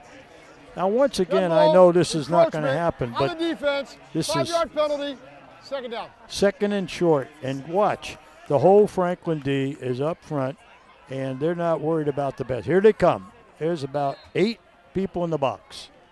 2nd and 3, and whistles are going to kill this play.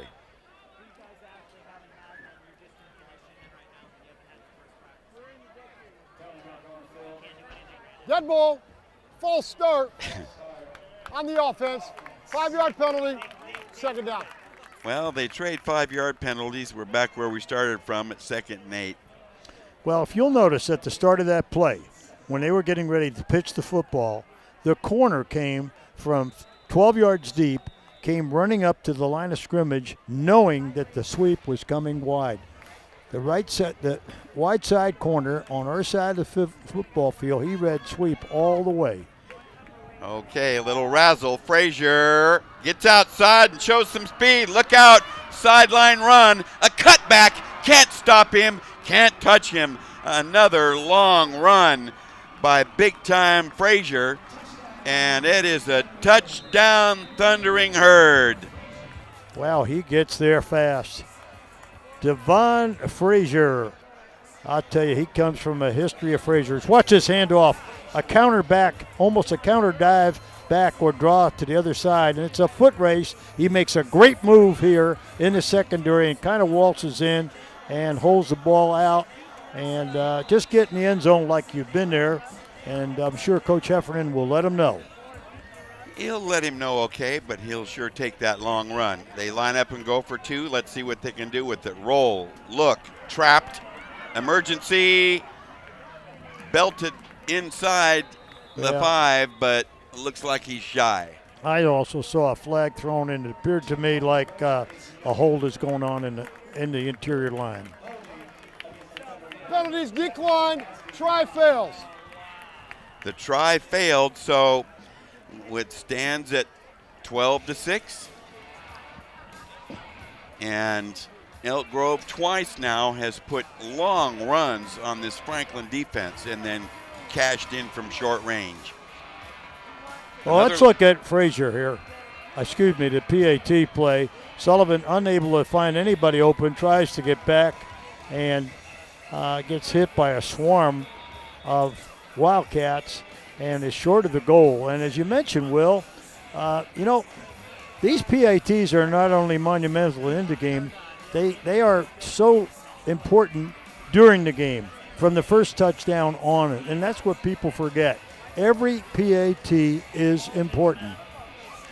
And for Mike Johnson's outfit, a foot injury to regular kicker Isaiah Bobadilla has left him sidelined, so emergency special teams personnel taking over.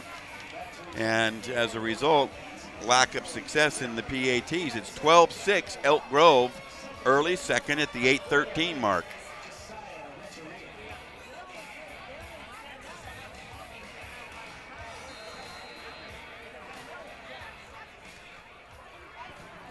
Short kickoff to the far side.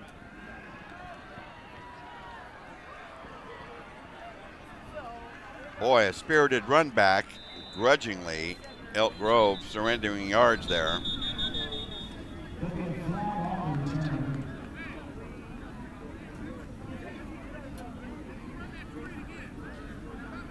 And the run back that time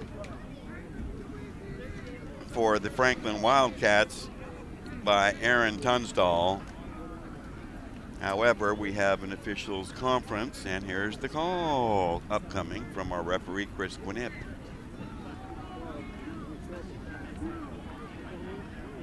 Well, this game started out clean and has unraveled with a flurry of penalties. Here's the latest. Fouls on the play.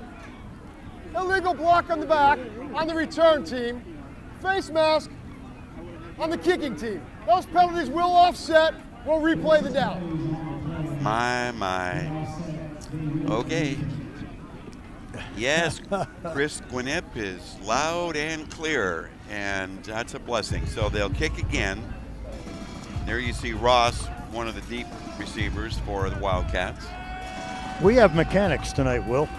You know, mechanics can be so wonderful when, in fact, they are available and ready and willing. Well, that's a rare treat.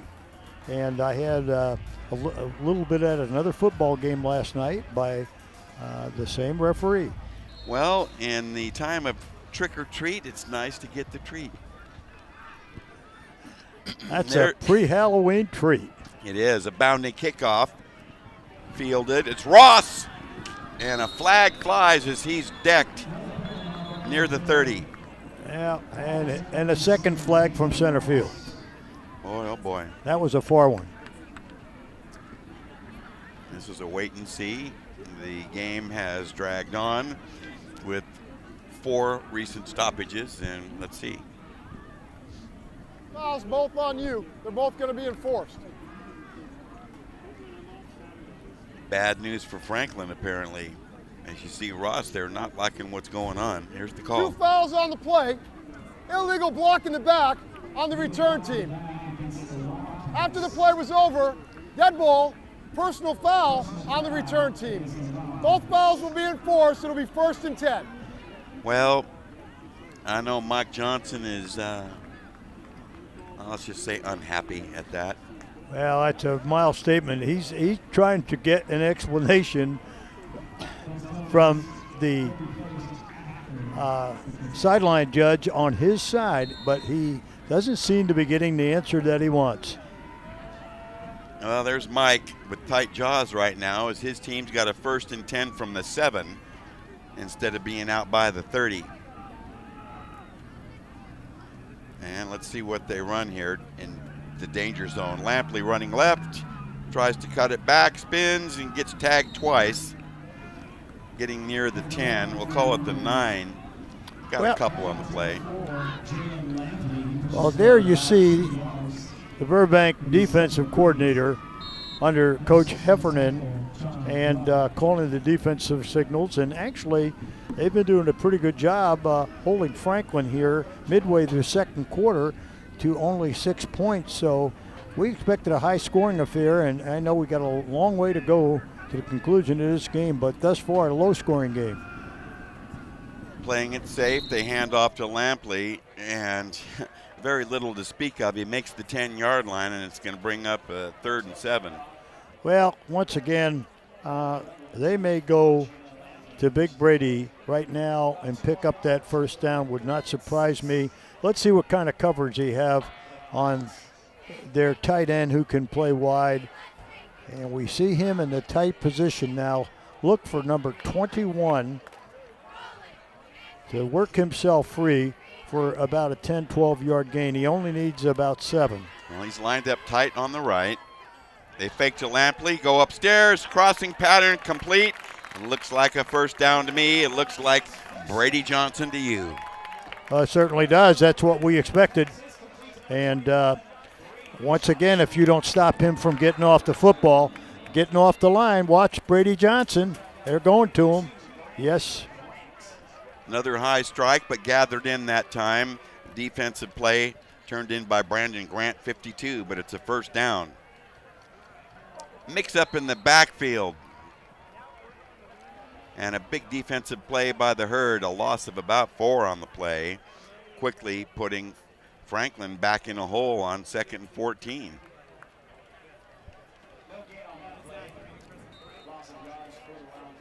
Yeah, I would say it was no gain and a loss of 3. So we'll see. Well, once again, they've got field position. I see them going to the air. They've got 3 trip set wide. He looks right all the way and fires. Got a hook up. It's well contained as there's 3 Elk Grove linebackers there to shut that down. But noble effort from Brady Johnson. Well, anytime you see him wide and not tight as a blocker, because they really use him, he's can do it all. Brady is an outstanding blocker as well. He's got enough speed to play wide. He can play tight. The football at the 25 and a stoppage of play. Elk Grove wants a timeout, and so do we. Don't wander off. We'll be right back for more of the Hometown Sports Game of the Week.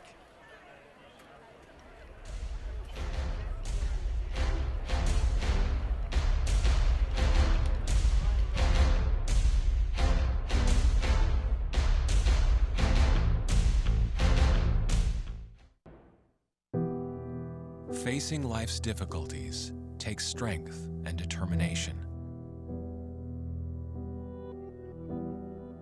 Whether it's physical challenges or struggles you can't see, it takes strength to ask for help when you need it. Learn how other veterans have reached out and hear their stories of strength and recovery at maketheconnection.net.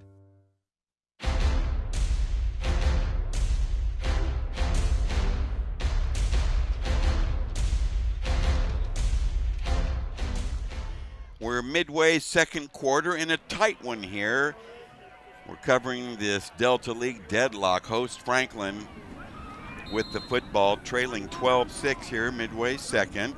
They coming out of a timeout, looking at a 3rd and 7 play. There's number 12, sophomore quarterback Brandon Rundgren. Out of the gun, wants to throw. He's got a man open, but overthrows him and a little to the inside. Lampley showed his speed and just left that secondary, but the pass off target. Well, once again, this will force Johnson Ball Club to punt away the football tonight. Let's have another look at this. Plenty of protection. Rundgren with all kind of time puts the nose of the football up a little too far.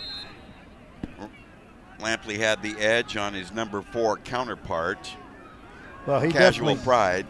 Yes, he certainly had pride, and Menifee, the other safety, beat deep. So Regino in punt formation for the Wildcats. Pride, the single safety for Elk Grove. It bounces, he short hops it, and hammers an end-over-end line drive directly at Pride, who lets it bounce and then takes it on the run going backward. Stays on his feet. What an effort. Showing some big speed to the near side midfield. 40, chased by 2, sideline move, and he's going to go the distance very casually. Wow. What a great run. That looks to me like a 75-yard punt return, and we'll recalculate that if necessary. Pride certainly made that run look casual for him. Oh, he did indeed. And the fact is, that's his second punt return for a touchdown. He had one earlier this year, a 71-yarder. So take that. Well, this one had to be close to it, didn't it, Will? Blocked! The 3rd consecutive PAT failure. And let's take a look at Casual Pride. Go ahead. It's going to be about a 72-yarder. 3 tries at him, and but there's a lot of reaching and grabbing, and then the speed. And he does a little shuffle here to get sideline room, and then turns it on, and got a block there. Well, well, well. He picked up a couple of good sideline bumps, but I like the move he made in front of the bench, Will. That did it. Well, that sure aroused that crowd, and 18-6, 3 times 6. And Elk Grove, struggling all year, has found new life and some production from some people that hadn't get much playing time being inserted now after the injuries. Well, I would say this. Coach Heffernan Ball Club, as we said pregame, they're playing with pride. You're as good as your replacement. And these kids who are coming in the lineup are playing hard for them. Short kickoff taken at the 25-yard line. still on his feet, breaking tackles until Aaron Robinson finally puts an end to that. Shepard, a tremendous effort there for Franklin. And he comes off the field with 4:40 to go, having provided the offense with some good field position at the 31. Well, again, with plenty of time at the half of 4:40, will Coach Johnson Ball Club come out throwing, or once again will they go with that Mr. Inside Outside, running between the tackles, etc.? And they had success prior to that punt, going more to Brady Johnson than they had earlier in the first quarter. And one of these clubs that doesn't like that look, the defensive coordinator of Elk Grove, calls the timeout. He sure did, and we will too. We're going to step back, but don't wander off. We'll be right back.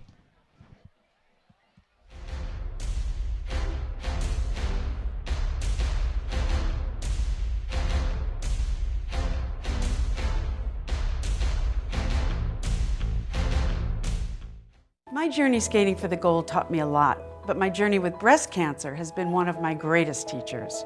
Every woman's breast cancer is unique. Be Wiser educates and empowers women to take control of their breast cancer treatment plan and help navigate their own path beyond 5 years. Talk to your doctor about information and tests to personalize a treatment plan that fits your needs. I did. Be informed, be wiser, support survivors like us.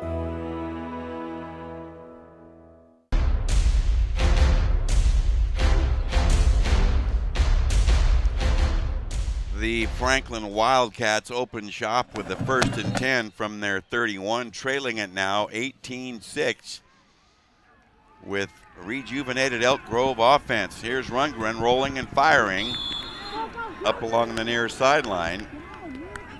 And Newton with the grab. No, the attempted grab. No, that ball hit the ground. And Franklin has had open receivers, but I have not seen a lot of strikes. Well, when he rolls right like that, if he doesn't get his back shoulder through, Will, his ball just becomes a ground ball. And he's done it three to four times tonight. And we saw a couple of high strikes to Brady Johnson, so the young sophomore needs to tighten that up. He wants to throw again. A floater over the middle, overthrows his man who was open. And Brady Johnson can only shag an incomplete pass. Well, I know when this happens, it's easy from here, but a high percentage play for him to get back in rhythm would be the screen. And that way he has one read and one read only. Okay, you have heard it from the source, the Imperator. High probability of success going to the screen. Not a complex call. One read, one throw. 3rd and 10. This is big. Still with time to go with 4.5 left in the half. Franklin needing another score here to draw close. He winds up and fires, and I don't know who's out there, but 2 receivers and 3 DBs. Incomplete. And they run 3 vertical routes, and does this Lampley, I don't know if it's ankle or what, appears to be almost ankle or knee. I don't know, but it's not good news. He's coming off along the near side here, and obviously in discomfort and incapacitated. Do they want to keep the ball away from casual pride? This guy is dangerous. As we saw in that last run, he made moves and then came down the sideline and had enough speed. There's the punt, this time high and very short. It takes a nice Franklin bounce, and it's going to skid inside the 30 and down at about the 27. Well, once again, despite having these explosive backs like Frazier and Horn, let's see here. Lampley continuing to limp, and we'll likely get an update from Rick Stewart. who I see down at the opposite 30-yard line, away from the ball. We need an update on Lampley, but Elk Grove has the football lined up and ready to go. A toss, right side running, a cut, and a nice little bite, about a 5-yard gain. Well, once again, I think Coach Heff's ball club will be content, not complacent, not too conservative, to use this clock with a 2-touchdown lead. And we haven't seen too many games where all touchdowns have been followed by missed PATs. Gain of 5, 2nd and 5. Damian Allen with the carry. And this run is shoved back. Burns running into a wall there. And I'll tell you, unheralded nose guard Owen Agbuza was instrumental on that play. Rick Stewart has an update. Jalen Lampley's got a little bit of a cramp in the leg, and that's why he's out right now. He's trying to work that off. He expects to be back in any time. Back to you guys. Thanks, Rick. Well, good news for Franklin that Lampley will be returning to action, working off a cramp. And there he is, Alvin again.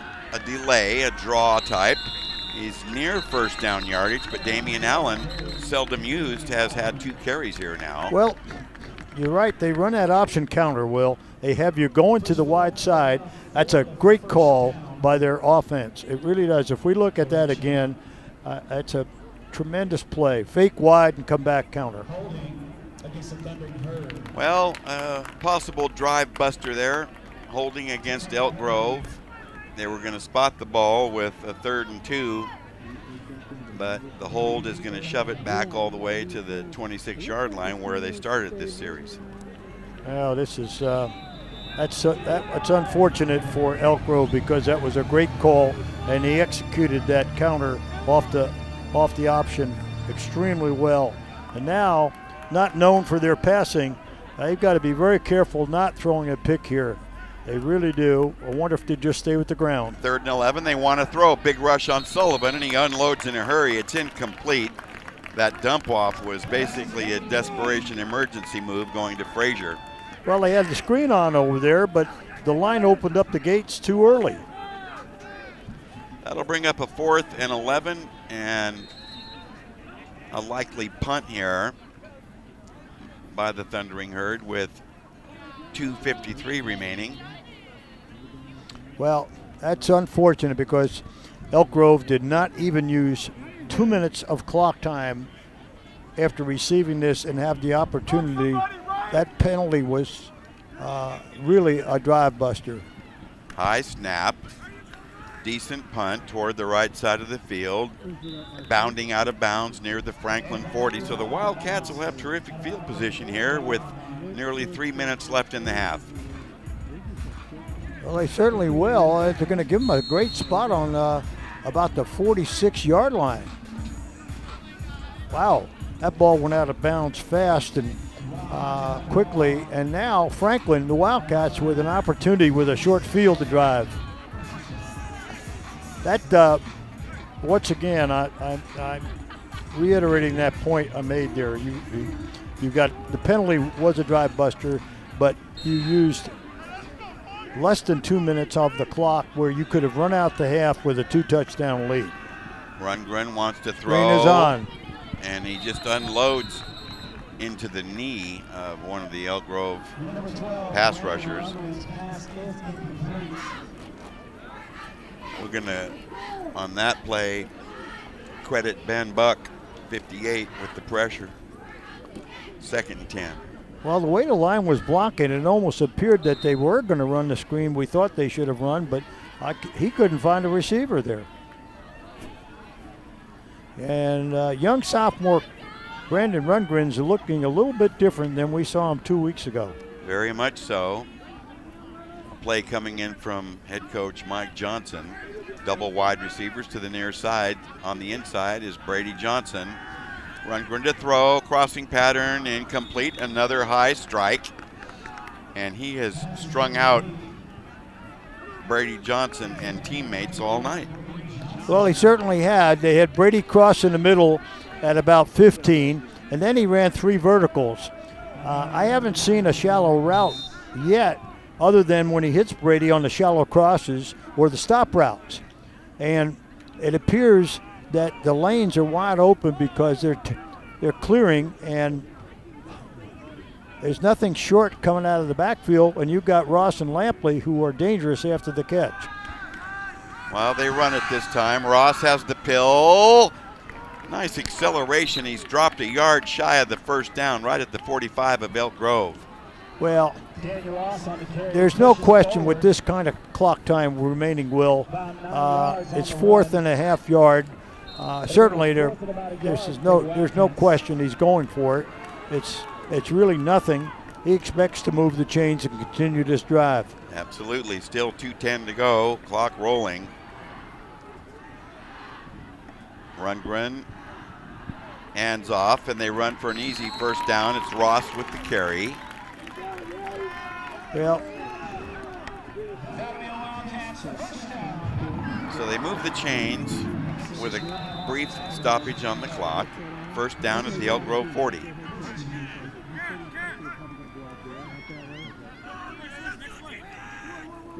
Clock rolls now, 1:47. They fake to Ross, he wants to throw, and now he's gonna try to run it, and picks up a couple, but gets tagged hard by 3 defenders. Well, I thought that Coach Johnson and his Franklin staff have used their 3 timeouts now. I don't know if that scoreboard's correct or not. I do believe there's a scoreboard malfunction, so we'll have to count them manually. And right now, clock rolls at 1:19. Hurry up offense. Fake it. He wants to throw, going for all of it. Down the middle, and again, overthrows an open receiver, Brady Johnson. And what do we have here? Well, I'll tell you, he took a pretty good hit in that backfield, and he needs 3 to 4 seconds to throw that football because they ran 3 verticals deep. Each route was 40 to 50 yards, Will. Now, obviously, maybe 40. I could take that back because the line of scrimmage is there. All 3 routes were deep. It's a personal foul against Elk Grove that's going to enhance this drive. Ryan, you got to get your hands in there so he can't get him up here. So the walk-off puts the football inside the Elk Grove 25 at the Herd 24. 1st and 10. And a golden opportunity for Franklin to chop into that deficit. They're down 18-6 with 1:08 left in the half. Triple wide receivers to the right. Rundgren looks that way all the way. Throws short, has a man, and struggling to get out of bounds, and doing so. Nice effort there by Ortez. Well, it is a good effort, but, once again, Devon Frazier, the corner, has got to protect the outside end. He's got to protect the boundary. Okay, so he's got to try hard to keep him in bounds, forcing the timeout. Okay, that's the play of the corner. And when he tossed him out. Gain of 3, 2nd and 7. Clock stoppage at 1:02.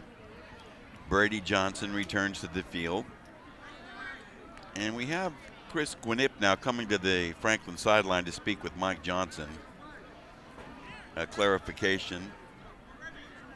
Big Mike returning now to the Wildcat sideline with a continuing conversation as Gwinnett walks away from him. Well, we got a clock adjustment coming, Will. We should see changes in the clock. Presently it reads 1:02. And we'll see what they have in mind. Elk Grove has shocked Franklin on several big plays here in the first half. As you see there, the score is quite correct, 18-6. 4 touchdowns and 4 failed conversions.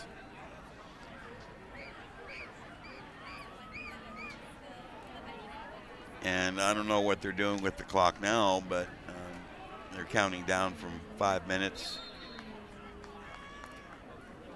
55 minutes. Well, let's see if Franklin is able to overcome the odds here and get in. Out of the gun. Fire right. A breakup and a takedown. Wow-wee. Well, I'll tell you that.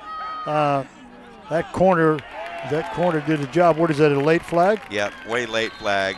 Well, once again, Will, whether it was the correct call or not, the question is, call it when it happens. Nick Newton gets waylaid there, but boy, what took the delay call? Dead ball, unsportsmanlike conduct on the defense, half the distance to the goal, will result in a first down. Well, here's two major penalties on Elk Grove. And let's take a look at another replay here on the second of the two penalties. Here it comes. Broken up. And Okay. Then Now what? Do we have some display of... Frazier grabbed his mask on the way down, but it was barely detectable. However, the walk-off is for real, and it puts the football at the 10. First down. Well, back-to-back 15-yarders versus the Herd puts Franklin right down there on the 10-yard line, 11-yard line, and wow, there's team discipline involved on that Herd defense now. Golden opportunity for Franklin to cut into that deficit, but it won't be on this play.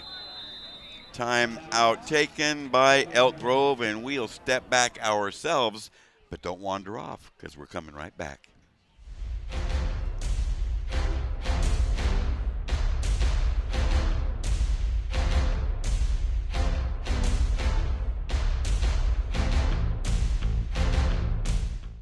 My journey skating for the gold taught me a lot, but my journey with breast cancer has been one of my greatest teachers. Every woman's breast cancer is unique. Be Wiser educates and empowers women to take control of their breast cancer treatment plan and help navigate their own path beyond 5 years. Talk to your doctor about information and tests to personalize a treatment plan that fits your needs. I did. Be informed, be wiser, support survivors like us.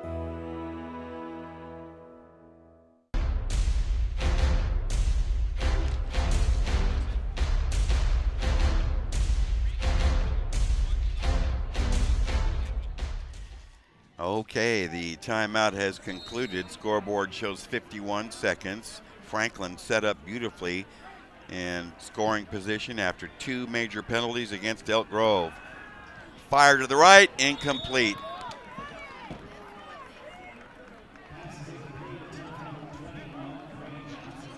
They were trying for Brady Johnson on the play, but the pass well off target. Well, I don't know what his percentage is tonight, but I can tell you this, that certainly thus far in this first half, he's got open receivers. He's had, for the most part, time to throw the football, Will. He has had sufficient protection. Here's motion in the backfield. Roll and fire and a completion, and Frazier throws him down and draws a flag. Well, that was Ortez with the catch and victimized by the throw down, but I don't know, I'm getting a little confused here, Coach. I thought this was football. Well, that's what I mean. To me, that is not flagrant. Not. That was a hard tackle, and that's kind of what it's all about. Here's the call. Wow. Illegal helmet contact on the defense, half the distance to the goal. Well, three major penalties, and the replay might show us what we missed. Let's take a look at this. Where's the helmet contact here? There it is right there. He bobbed his head and then threw him down. The helmet contact preceded the throw down. We did not see. Okay. First and goal. Nice work. Or what are they calling it here? Yeah, first down. Turn and give. Ross a blast, and he's shy. He's at about the 3, but that closed up quick. The clock's ticking away there. Apparently, there's Coach Johnson's last time out. And that's a good spot for it. He needs this touchdown very badly. And this Elk Grove unit trying to prevent that. And they played very hard tonight. Nobody would based on the first half here, ever imagine that Elk Grove is giving up 33 points a game. Well, no way. They're playing, like I said, they're putting it on the line. Certainly the Herd showed up to play tonight. Give Coach Heffernan and his staff a lot of credit. They've prepared this football team, and thus far they've held their own here tonight with a lead. What's unfortunate for both teams thus far is no conversions have been made. Now, I know in the case of Elk Grove, they've lost their kicker. But certainly, when you get into these contests like this, you've got to have alternative. You know that from the beginning of the week, you've got to make some adjustments on what you're going to do, whether it be a 2-point play or who the replacement will be. Mike Johnson, a few final words to Nick Newton as he leaves the field following the Franklin timeout. So 36 seconds left, no timeouts. Clock management a factor as the Wildcats work from the Elk Grove 3, trailing it here 18-6. Well, it's so important that Franklin scores here, Will. I mean, golly, they've trailed from the beginning of this ball game. They did tie it up, I think, briefly, but they've trailed most of the way. They have indeed. They were tied at 6 momentarily, but that's a memory. Here we go. Roll. Throw to the end zone. Touchdown Wildcats on the flip to Brady Johnson.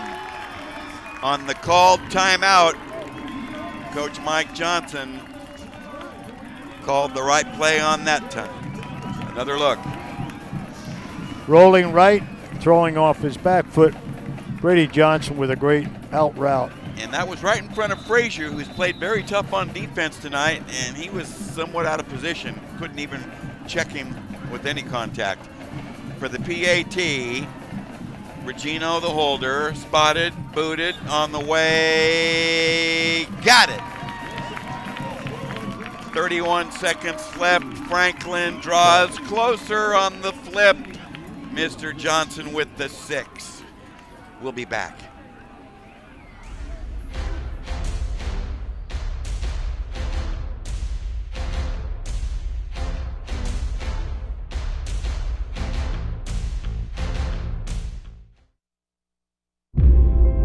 Problems, the ones nobody talks about at cocktail parties.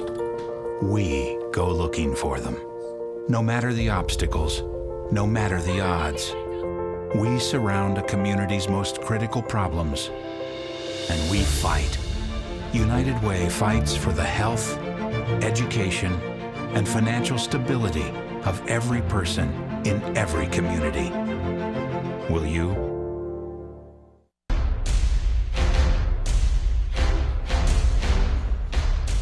The Franklin kickoff following the Wildcats' second TD. It's short and taking it to 10. Straight up the middle of the field, trying to find a wedge. Getting loose. Here's a foot race and out of bounds, apparently. Wow, another scare. And I'll tell you, Franklin has been stung by 4 big plays. Matt Horn, has had 2 of them.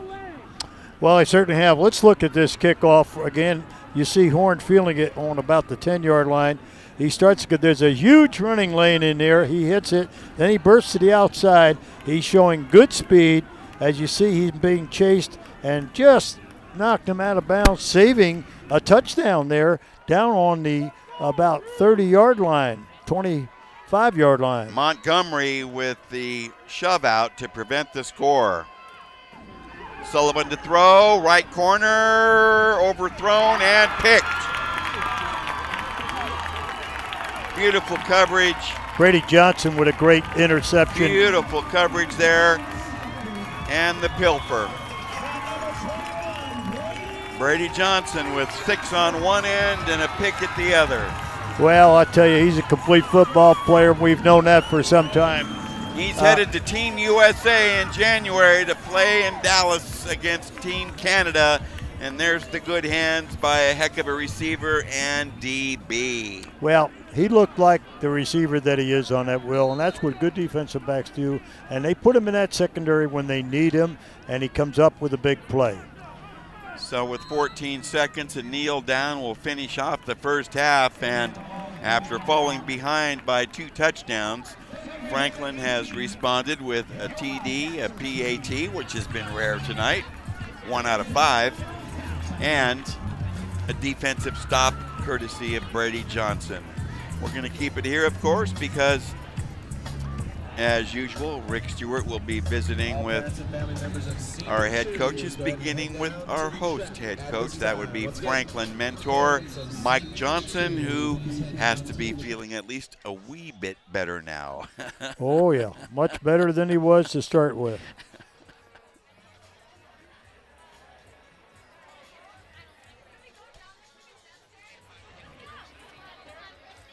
You see the score posted there, 18-13.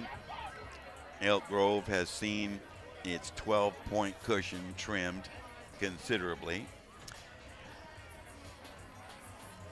And it's senior night here for Franklin High School. And let's join Rick Stewart. All right, Coach, interception by Brady. Help there right at the end. Give me your assessment. Well, I'll give you my general assessment of my team. How does that one sound? Okay. Elk Grove is a dog that's backed into a corner, and they're going to fight. They need to win. We've come out with the comfort of knowing that we're in the playoffs, super comfortable with how we are, and we're playing a pit bull, and we're currently a golden retriever. And that's just the reality. If you're going to fight a pit bull, you better bring a goddamn pit bull to the fight. Exactly. Now, I know that you've made changes before at several games we've been in. What's going to be the thing you got to change in the second half? We need to just clean up our game. I feel like we have penalties every 3 plays. We need to calm down. Our special teams are horrendous. We'll clean that up. But we need to settle down. The touchdown was big and that interception was big. We have the ball right now. We need to settle down and just play football. All right, Coach. Good luck in the second half. Thank you. All right, thanks, Coach. All right, guys, we'll send it back up to you. Oh, thanks, Rick. You know, I really appreciate that type of candor and straightforward conversation. And that's the story here at the intermission. We're in Elk Grove. And it's senior night for Franklin as they're playing host to Elk Grove. And the visitors on top, 18-13, but a long way to go on Access Sacramento's hometown sports game of the week. So stay with us.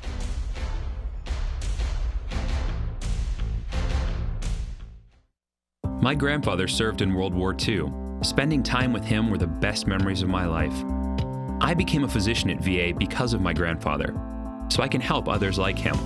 I can't imagine working with better doctors or a more dedicated staff. I'm fulfilling my life's mission with the help of my team and thanks to these veterans. I'm proud to be a doctor at VA and proud to honor my grandfather every day. Search VA Careers to find out more. I tell people I have 3 kids, one of them's adopted, I just don't know which one. I can't imagine having to be in a birth mother's position to make that choice. You know, I was kind of just asking her, you know, what is your motivation? Why are you doing this? And she looked at me and she said, because you can give my son a life that I could not. We always tell her, thank you. He is such a blessing to us. Every day is just a ray of sunshine from him. So we're Chanda and Brian, and we chose adoption. After 15 years of smoking, Eva Marie quit. There's a new lung cancer screening that could save her life. You stopped smoking, now start screening. Learn more at savedbythescan.org.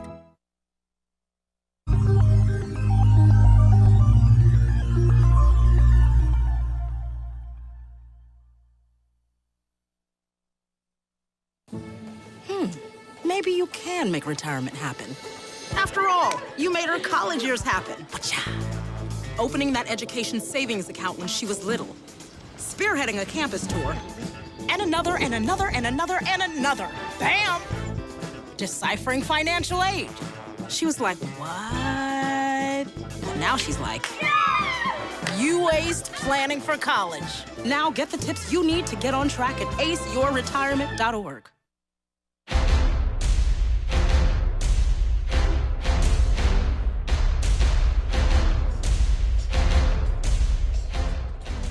(18-13) at halftime. Franklin trails Elk Grove tonight. Kilby, what's going on tonight? I mean, you got senior night tonight. That's a big night for these guys. It is a huge night for us, yeah.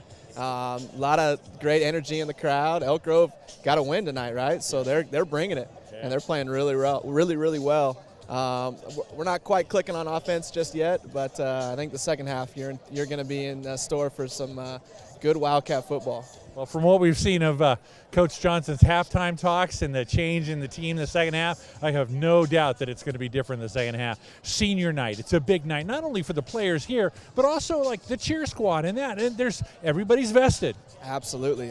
Everybody here puts in a ton of work, and so you got to show, you got to recognize everybody for all the hard work that they do. So cheerleaders, parents, family members, we want to recognize them tonight. What's the spirit been like on campus this week? I mean, obviously we're getting into the trail end of the season, and it's, like Coach Johnson said, we're pretty much, Franklin's assured of a playoff spot. Has the spirit been the same, or is it climbing? No, it's been about the same, maybe a little bit more. People are excited about the playoffs coming up. We missed out on the playoffs last year, so people are excited to get there. And we win the next two, we might have a home playoff game. That would be a big deal too. So it's exciting. Yeah, that would be excited. That would be just another day on the farm for you here. That's right, just another day at Franklin High School. Now, we talked about baseball a couple of weeks ago. World Series, any different for you at this point? Is it going the way you thought it would? Well, if you remember correctly, I said the Astros were my vote. Now they're 1-1, and I think they're winning right now to go up 2-1. So, hey, I'm pulling for the Astros. That was a huge win, especially as a baseball coach like you. How veteran is your team coming back this year? We've got 5 or 6 guys, seniors, and then a bunch of juniors who played with us last year as sophomores. So I like our group a lot. I think we're going to be pretty tough. A lot of experience. Yeah, absolutely. All right, Brian. Thanks for spending some time with me. It's halftime here at Franklin, and Elk Grove is in the lead, 18-13 at half. We'll be right back with more.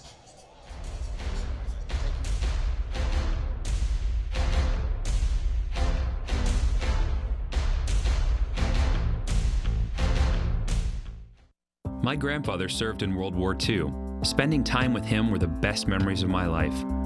I became a physician at VA because of my grandfather, so I can help others like him. I can't imagine working with better doctors or a more dedicated staff. I'm fulfilling my life's mission with the help of my team and thanks to these veterans. I'm proud to be a doctor at VA and proud to honor my grandfather every day. Search VA Careers to find out more. I tell people I have 3 kids, one of them's adopted, I just don't know which one. I can't imagine having to be in a birth mother's position to make that choice. I was kind of just asking her, what is your motivation? Why are you doing this? And she looked at me and she said, because you can give my son a life that I could not. We always tell her, thank you. He is such a blessing to us. Every day is just a ray of sunshine from him. So we're Chanda and Brian, and we chose adoption. After 15 years of smoking, Eva Marie quit. There's a new lung cancer screening that could save her life. You stopped smoking, now start screening. Learn more at savedbythescan.org.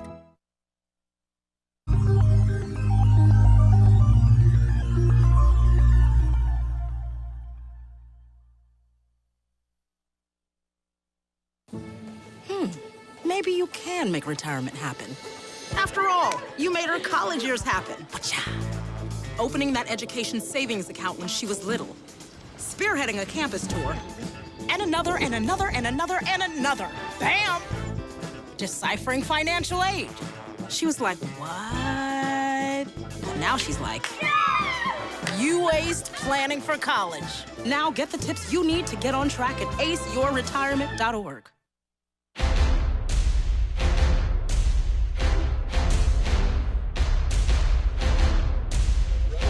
It is 18-13 at halftime. Elk Grove, the Thundering Herd, leads the Wildcats of Franklin High. And you may see some of the senior cheer crew being acknowledged here on the sideline. It is their senior night as well. We've got athletic director Mike Cody. Mike, sports is just this is the time of year. Football's still on. All the fall sports are starting. Your office must be crazy. It is crazy, but it's a good crazy because this is tonight's a great example of our school spirit we have on campus. And we've got our junior Wildcat cheerleaders here tonight. We've got senior night for our football players, senior night for our cheerleaders, and a great crowd. So it's a great place to be tonight, that's for sure. And I want to talk with, in between the third quarter, the head cheer coach here, Kathy Harris, about that junior program too. So we want to give a little bit of a kick to them. Soccer coming up in the fall. Now the CIF said that they wanted to keep it that way this year. Is that good, or how much distraction is it for the rest of the sports? You know what?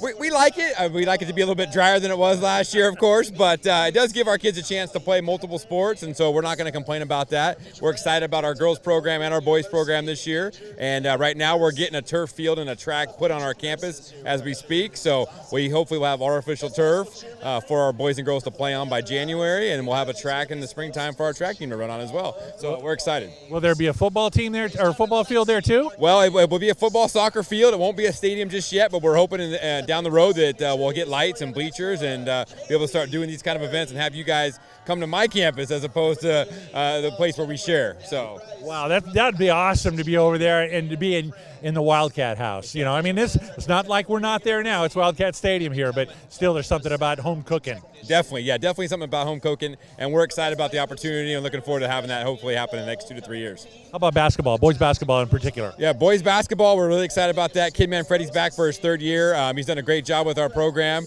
taking over for Jesse Formaker, and now Jesse's my girls coach, and so I'm really excited about both the boys and girls programs, and looking forward to some Friday nights in our gym as well. So we you hear Brian Kilby's voice in the background. He'll be on the mic for our basketball games as well. So, well, and it's great to have Coach Formaker back too. It is great to have Coach Formaker back, and it's great to have on-campus coaches. And Jesse does a great job. He's a role model in and out of in the classroom and on the court as well. So anytime we can have guys like that as part of our athletic department, it's great for our kids. It's great for our community. Outstanding, Mike. Thanks for spending some time with me. I really appreciate it. I appreciate that. I want to say hi to Tyler, Ryan, and Aiden. They're at home getting ready for a big weekend of soccer and basketball. My wife's at home getting ready for their big games tomorrow. So thanks for coming, guys. Cody family's being busy this weekend. Yes. All right. Thank you. All right. Thanks a lot. All right. It is 18-13, and here at halftime, Elk Grove in the lead.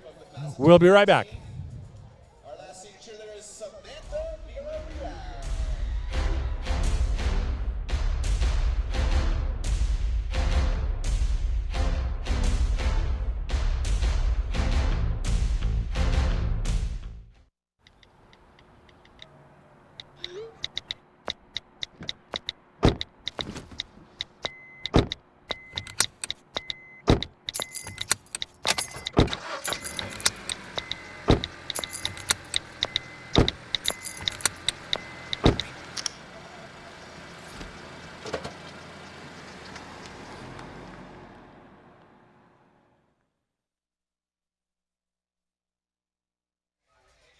Hey, you. Yeah, you. Getting that college education? What are you gonna do? Graduate and take some office job? Be like everybody else? Or will you dare do something different? Like, be a teacher. You could be my teacher. You got the skills, the smarts. Yes, you. You could be the teacher I never forget. That'd be cool. Does that corporate job even have recess? What are you gonna make of yourself? What are you gonna make of me?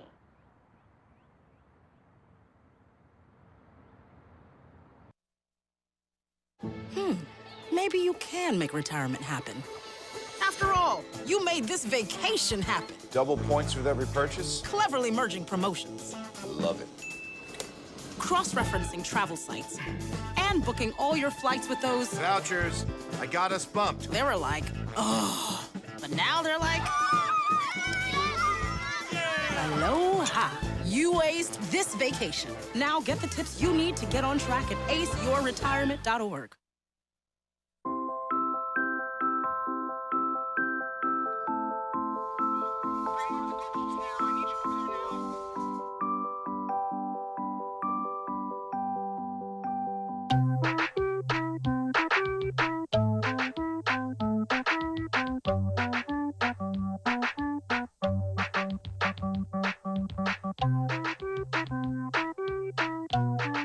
Start a story. Adopt at theshelterpetproject.org.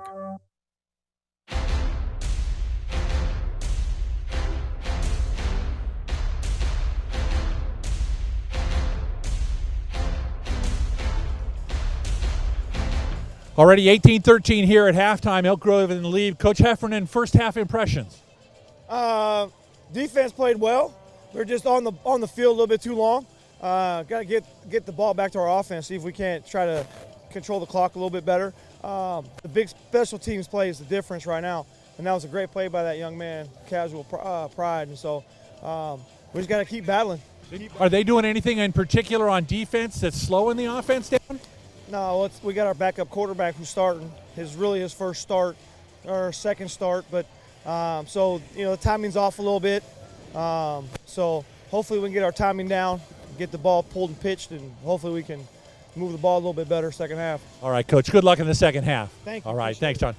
Okay, guys, it's 18-13. Second half's about ready to start. We'll send it back upstairs. All right, thank you, Mr. Stewart. It is indeed 18-13. Elk Grove on top, and shocking the Wildcats with 3 long plays, but they have been unable to convert their touchdown PATs. 0 for 3 in that department, Coach Domino, and those things have a tendency to catch up with you at the end. They sure do. They're not only bad when they happen, but certainly they can be mind-blowing toward the end of the game, and hopefully they won't influence the outcome, but we never know. The way this game's going, there could be a difference in that category, and also I don't kind of see a lack of field goal kicking since Elk Grove has lost their good kicker, so they're going to have to score points. And also, I'm sure Coach Johnson has said we cannot give up the big plays. Now, the big plays have hurt them badly on 3 occasions in the first half, and credit Frazier, and credit Horn, and credit Pride for really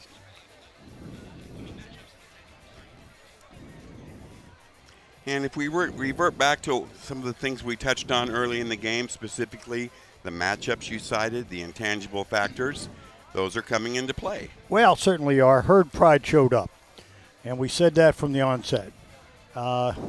They came here playing for the school, playing for the honor, playing for the tradition of Elk Grove in the past and the present. And irregardless, they were going to put it on the line, and they did. Herd Pride. Dash to the finish line. Hey, 3-2 coming in here. Forget the overall record. 3-2. They were still in their playoff berth running. And, for the most part, Lampley and Rosca have gotten their yards, but we haven't really seen them break away with big runs. So, that test, we've got a whole half to go, but that Herd defense has played pretty decent here. And if you had to sum up that first half once again, penalties have hurt them, particularly in the last 5 to 7 minutes of this second quarter, prior to the half. Hurt them badly. And in reference to your mentioning that except for a couple of mini dashes, Ross and Lampley haven't really broken anything significantly long like the 3 runs by Elk Grove. I think if the passing efficiency was more effective, it would loosen that tackling along the line of scrimmage for those backs that have been put in check and lend itself to better balance. Without a question, Franklin's able to put 8 or 9 bodies up front in the block, kind of so to speak, and say to Elk Grove, go ahead, throw the football if you can. And they chose not to. Consequently, they've made big plays with Horn, as you mentioned, and Frazier. Now, by the same token, Rundgren, other than a few occasions tonight when he's moved the chains, is not the Rundgren we saw 2 weeks ago. And I'm sure that Coach Johnson is talking to him. I mean, he's throwing the ball up high. The ball's taken off on him. And then earlier we saw him on anything outside the pocket where he had to flush the pocket, he was throwing off his back foot.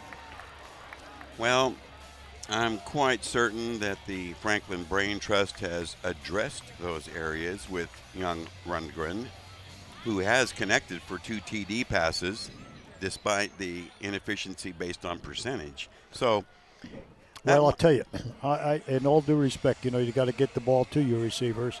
But when you got a big receiver like Brady Johnson, who actually plays bigger than he is, I mean, he's big enough, but he runs great routes.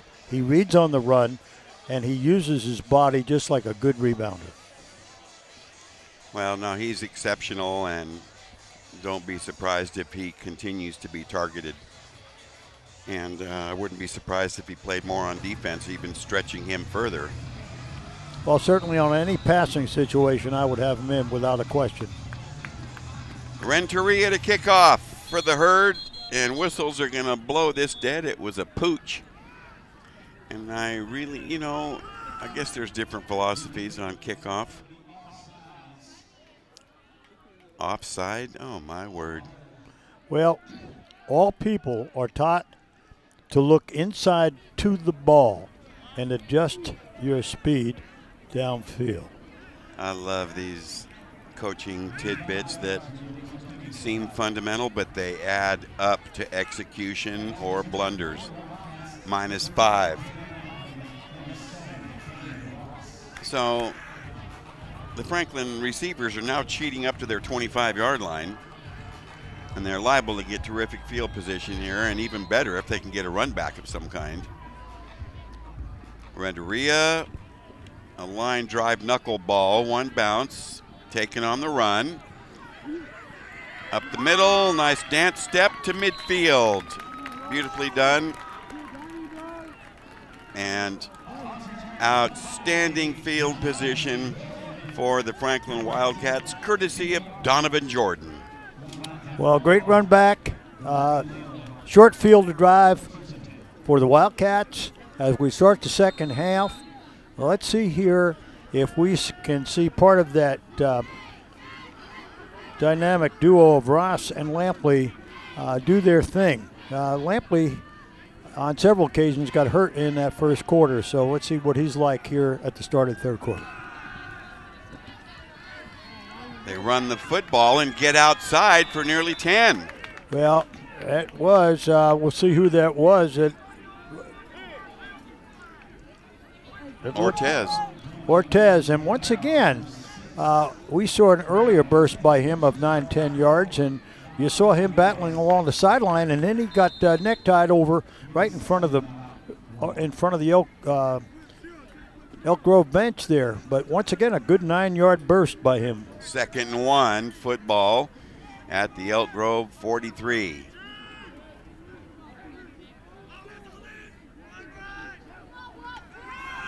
Turn and give, hit by one man, break a tackle and break loose. Wow, excellent power after the contact. Ross is the boss. Daniel Ross, Mr. Inside, breaking tackles, moving the chains. And that's what we thought we'd see throughout the night, where you saw Ross inside running hard. Here he is. Great move, breaks 2 tackles. What a nice 14-yard run. That had a bit of everything in it. First down, Wildcats, clock rolling. We're in the first minute of this third quarter. Turn and give, Ortez blasts forward, and before he's shoved back, boy, that took a while for those whistles to go. Well, you've seen 3 straight carries here for 14, 19, 20, 33, 35 yards on 3 carries.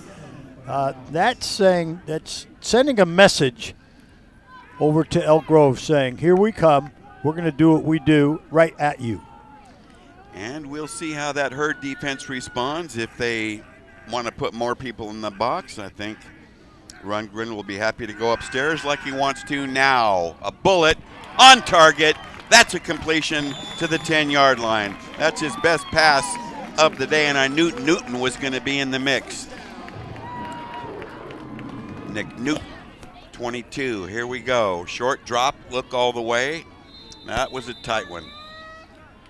Well, we know what Newton can do. We saw him play a great game against Monterey Trail here, showing his skills. Menifee with the tackle. Here's a toss. They run wide to the left. Cut back Ross to the flag.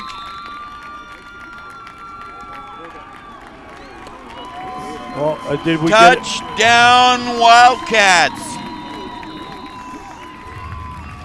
Didn't see mechanics there, but put it on the scoreboard, 19-18. Ross from 26. Number 7 is still the boss. Well, he's very proud, and I don't blame him here. On for the PAT, Regino to hold. The other Newton with a foot right through it, and he's got it. Taking the lead in the first 2 minutes of the third, and Ross does it on his own. He got a little slip block and got some help.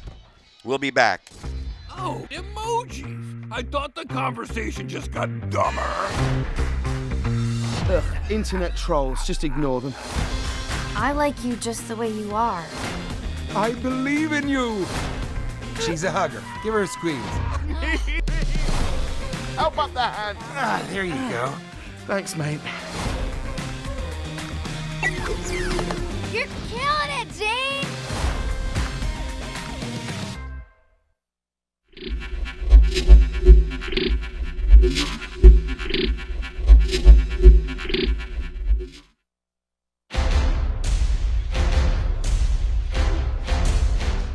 Each team has scored 3 TDs, but Franklin has handled their conversions. And on the following kickoff, a wide pooch and flags fly to penalize the Wildcats.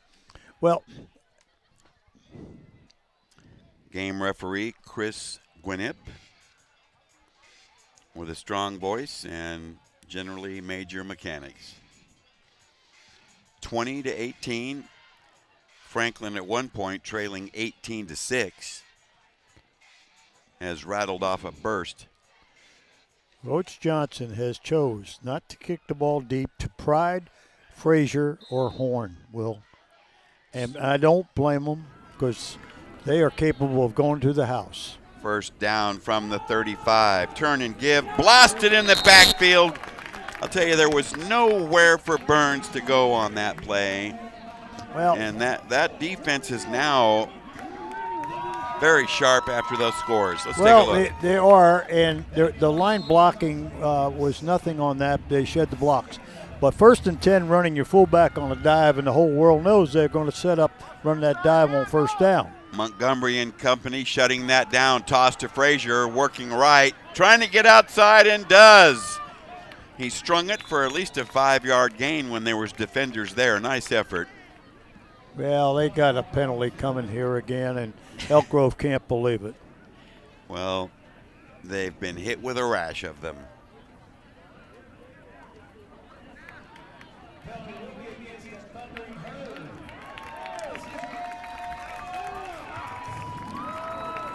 Chris Gwinnett will clarify. Holding on the offense. 10-yard penalty from the spot of the foul. 2nd down. Lots of mistakes, and Coach Heffernan alluded to that. The football moved all the way back to the Elk Grove 27.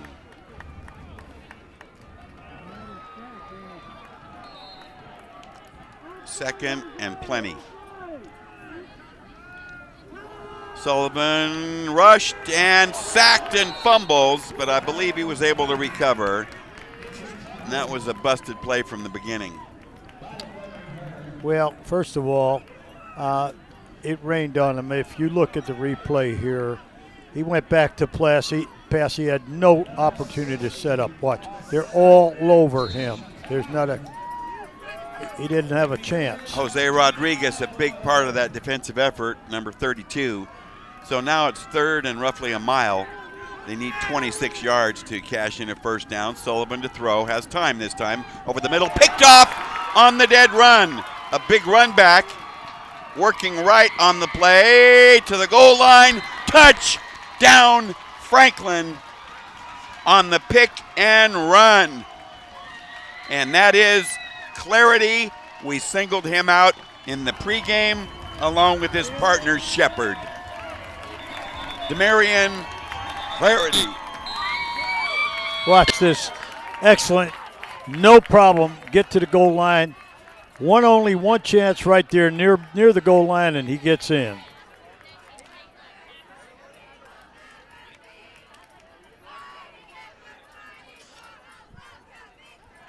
We have an injury on the field, so we'll wait on the PAT.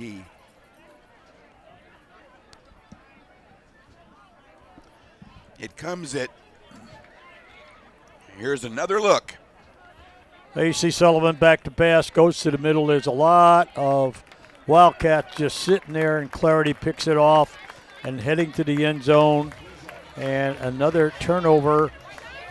They're kind of majoring in turnovers and penalties, and that's hurting them big time. Coming off the field under his own power, happy to see that, but Jose Rodriguez, who had been on the previous tackle, shaken up on the play. Meantime, PAT, Regino to hold, Newton to boot, bobbled, salvaged, and a desperation run falls short. So Franklin unable to convert. However, the Wildcats have exploded. Now lead it 26-18. And we must say that the Marion Clarity, here's the interception. It's going to be about a 34-yard interception return for the TD.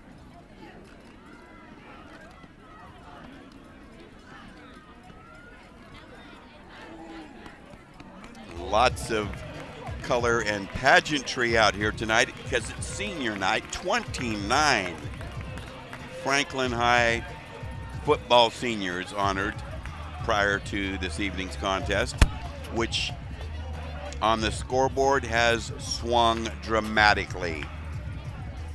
Well, it certainly has. We saw it the second part of the second quarter, Will, turning this way. 20 unanswered points after an 18-6 Elk Grove lead. And with the ball inside the 5, Elk Grove didn't score. A bounding kickoff away from the speedy returners, and it trickles out of bounds. Flags fly, and a penalty will be assessed against Franklin. Well, with inadequate protection for quarterback Sullivan and no really resemblance of a passing attack, once again, the biggest thing that the Franklin defense has to do is prevent big plays, okay? And they'd rather do it on special teams just like you saw and not risk kicking deep to their speed backs. 1st and 10 from the Elk Grove 35. They run it up the gut, and I'll tell you, not much doing for Jaden Burns. It appeared like 2 men in motion to me. It's real simple. That's not allowed. Well, Chris Quinnip has a word to say. Illegal shift on the offense. 5-yard penalty from the previous spot. First down. Well, the herd is self-destructing. That's a ton of penalties that have been drive busters and the types of plays that will demoralize a ball club. 8:36, still early third, and a major swing on the scoreboard. The quick opener isn't quite quick enough. Shut down.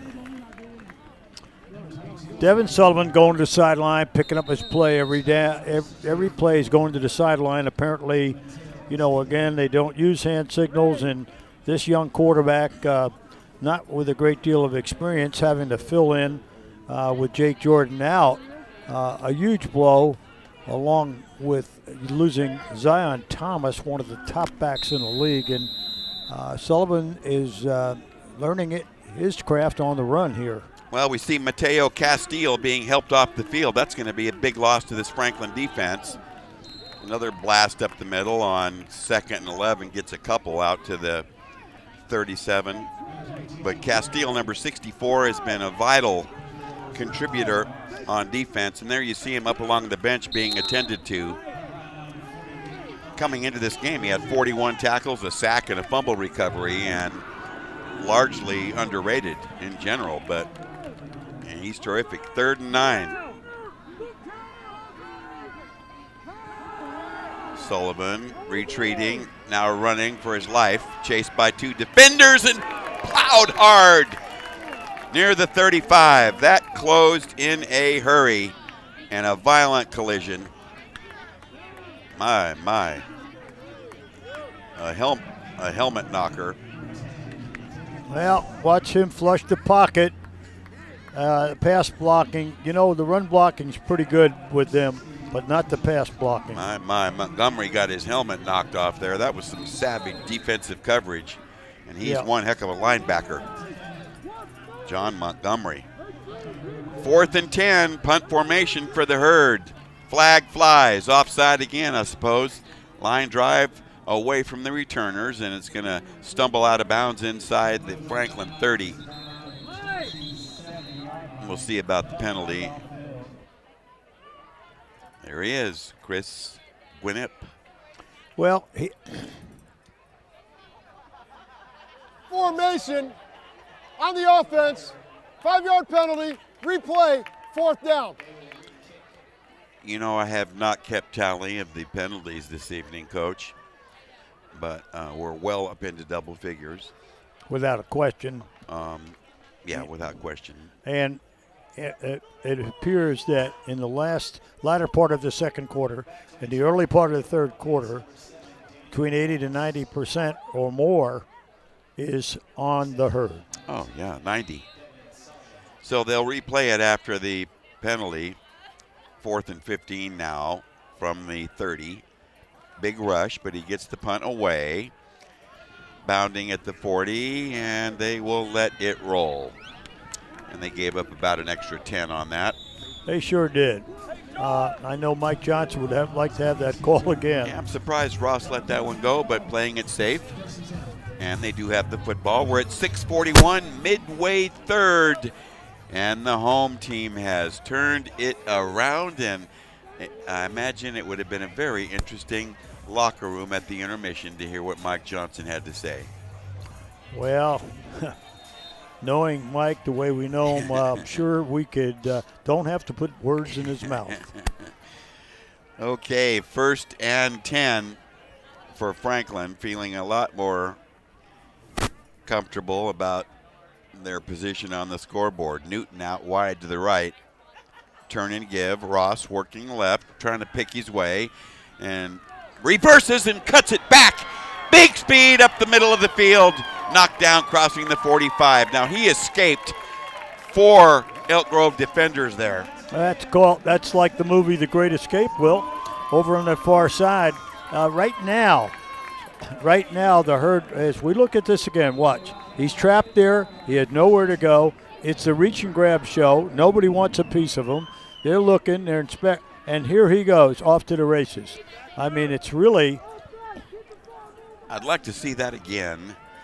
And I was wondering why Pride must have thought he'd bought a ticket on that as a spectator, because he was with arm's reach and didn't try.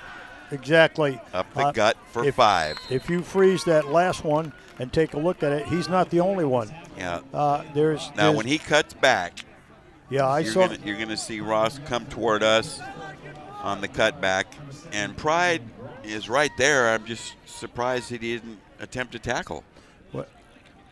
All right, here it comes. Watch this now. Now look Ross at number 4 in white. Number 4 in Have a white. look. Watching the play to your left. Okay. Now here comes Ross. He's looking right at him. And now what? Now I accelerate? Chase him now. Gee whiz.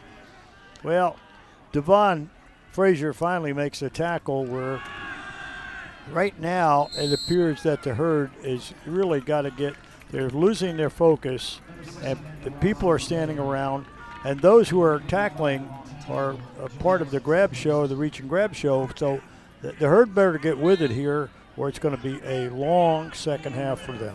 I think that's what George Spithorst is trying to tell the rest of his defensive lineup here, to start playing some ball. There you see Daniel Ross, who's been dynamite this evening. Well, and a timeout. We'll step back for 30 and rejoin you momentarily, so stay where you are. Well, Coach Johnson.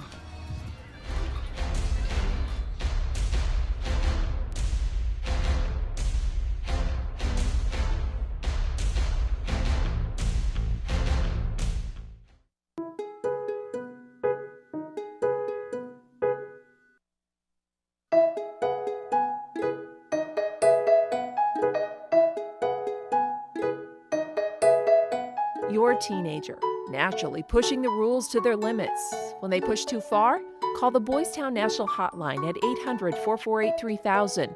Our trained counselors are there 24 hours a day, 7 days a week to provide advice and resources for problems big or small.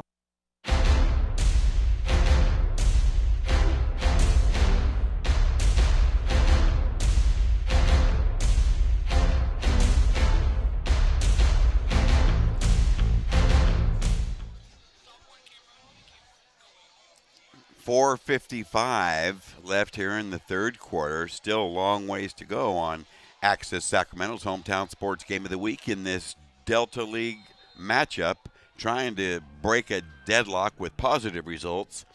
Elk Grove struck early and forged an 18-6 lead, but that has since turned around. Host Franklin scoring at will, on top now 26-18. And with the pill in Elk Grove territory at the Herd 49. However, yes, I recall the sound of that whistle. Delay a game on the offense, 5-yard penalty, still third down. Well, delay of game, I don't exactly know how that came to pass, but it's going to cost Franklin 5. Well, right now there's no hurry. You see Coach Johnson there. He's not in a big hurry. He's going to use almost max of his 25 get ready for play count. And just defense, eat your heart out. We'll be ready when we're ready. Okay, wants to pass. Play action over the middle. He's got a slant complete.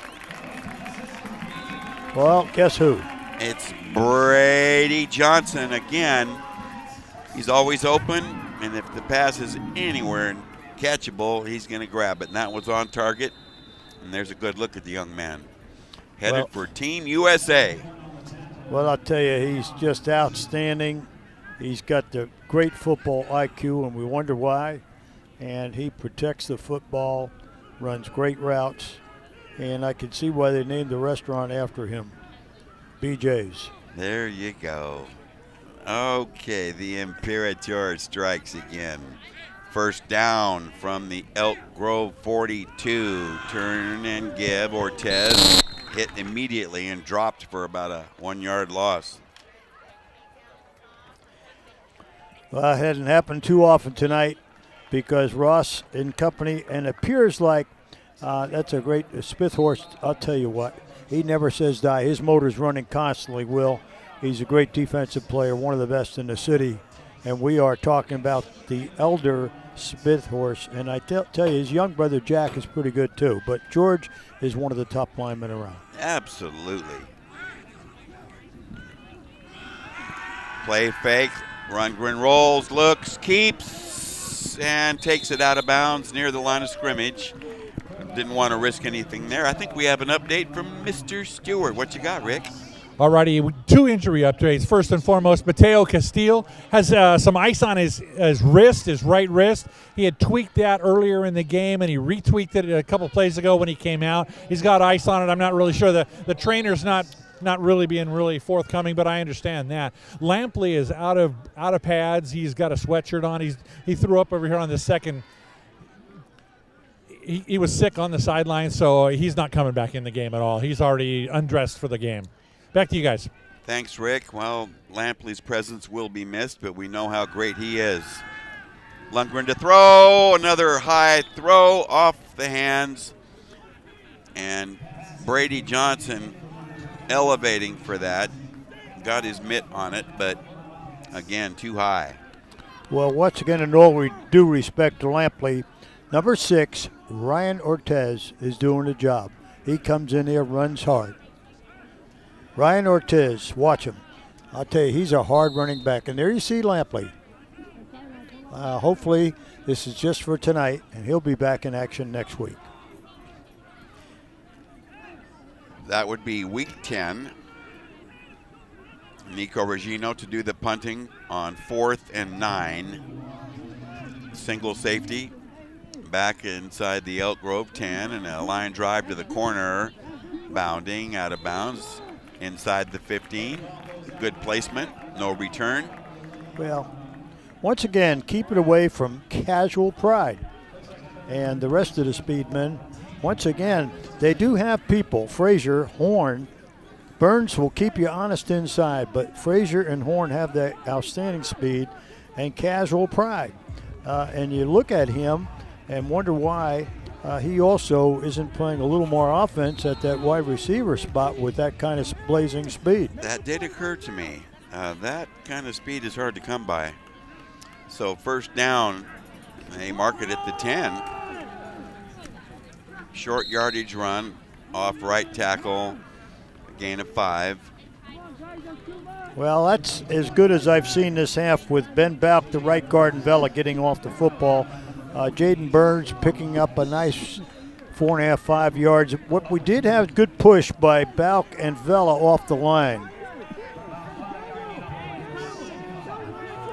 So 2nd and 5 after Burns runs for 5. And that play chopped at about the 19-yard line. But Balk did pick up a couple, leaving it with 3rd and a long one, Will. This is their opportunity to finally move the chains. As you see, Burns taking a hit, showing a little gimp out of there. Yep. 3rd and 2. Let's see if the line can surge here as they come in here with 8 in the box. A toss, Frazier running right, spins, breaks free, has the first down and a lot more as he strings the play out across the 35. Well, that's great effort by Frazier because as this play started, Will, it didn't look like he was going to be able to turn the corner.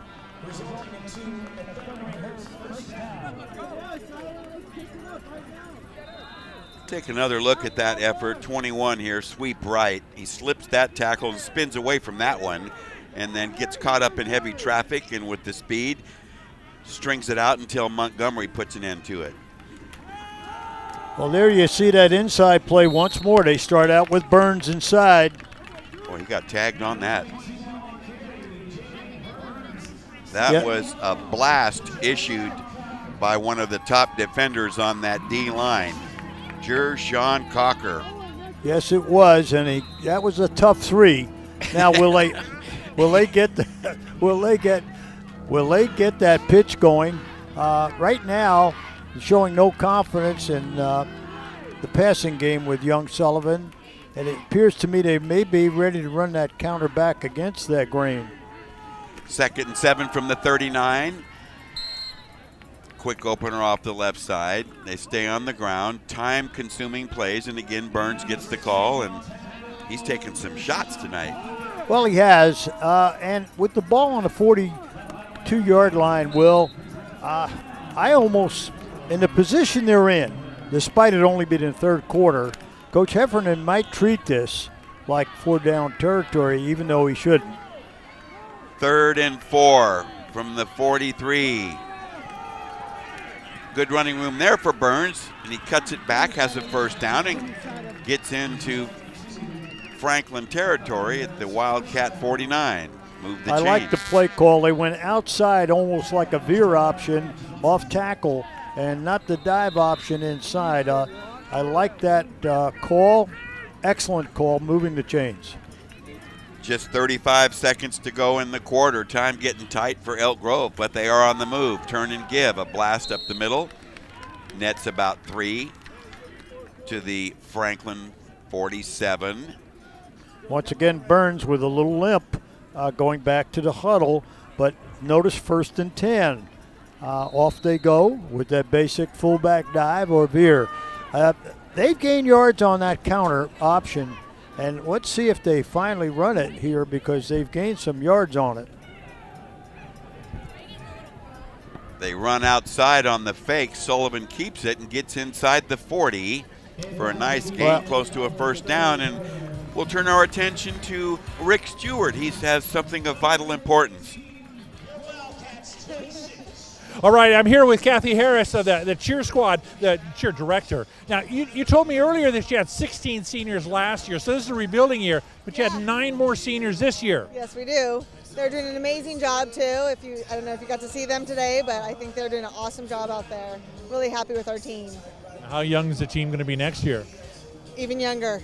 Yeah, we again losing 9, and we have some sophomores on this team as it is, so we'll be bringing up a lot of sophomores. Is that a difficult thing? I mean, on football team, when they have to rebuild all the people graduate, is it just the same with the cheer squad? It is, because the girls really get working well together, and then we lose so many, and then it's rebuilding stunt groups and everything. It is really difficult to get that going again, but we had a great start this summer. They became really close, got really good really fast, so it was a nice year. Well, that's all you want, really, isn't it? All right, Kathy Harris, cheer coach here at Franklin. At the quarter break, 26-18, Franklin in the lead. Well, thanks, Rick. Kathy doing a whale of a job here with the cheerleaders. Elk Grove on the move as we switch ends of the field. The Herd now moving left to right as we open fourth quarter activity. 26-18, Franklin, but the Herd on the move. Not this time for Burns, trying to get away and cannot.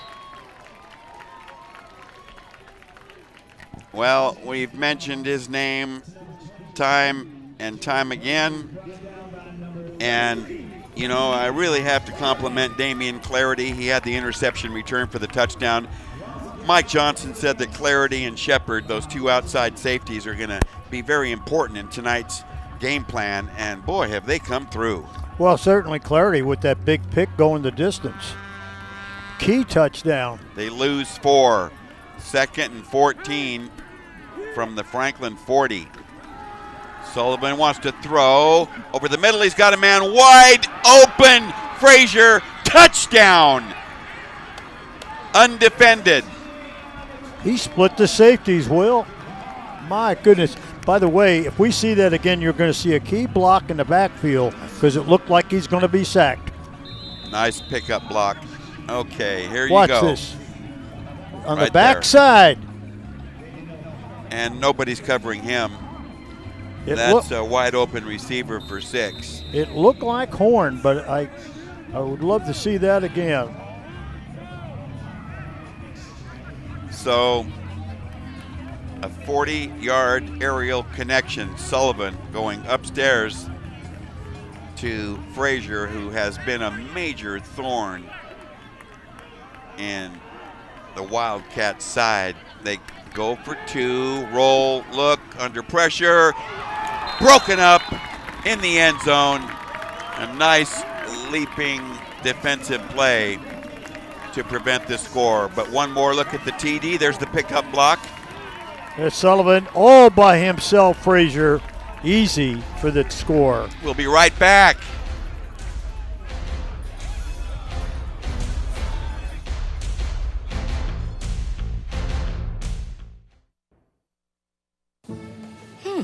Maybe you can make retirement happen. After all, you made her college years happen. Opening that education savings account when she was little. Spearheading a campus tour. And another, and another, and another, and another. Bam! Deciphering financial aid. She was like, what? Well, now she's like, you aced planning for college. Now get the tips you need to get on track at aceyourretirement.org.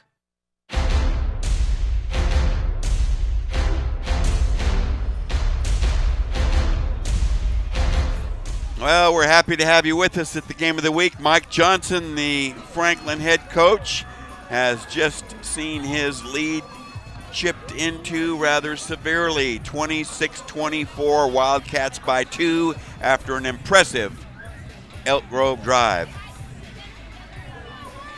John Heffernan, longtime head coach of the Burbank Titans, now at the helm for the Herd. Here's the kickoff.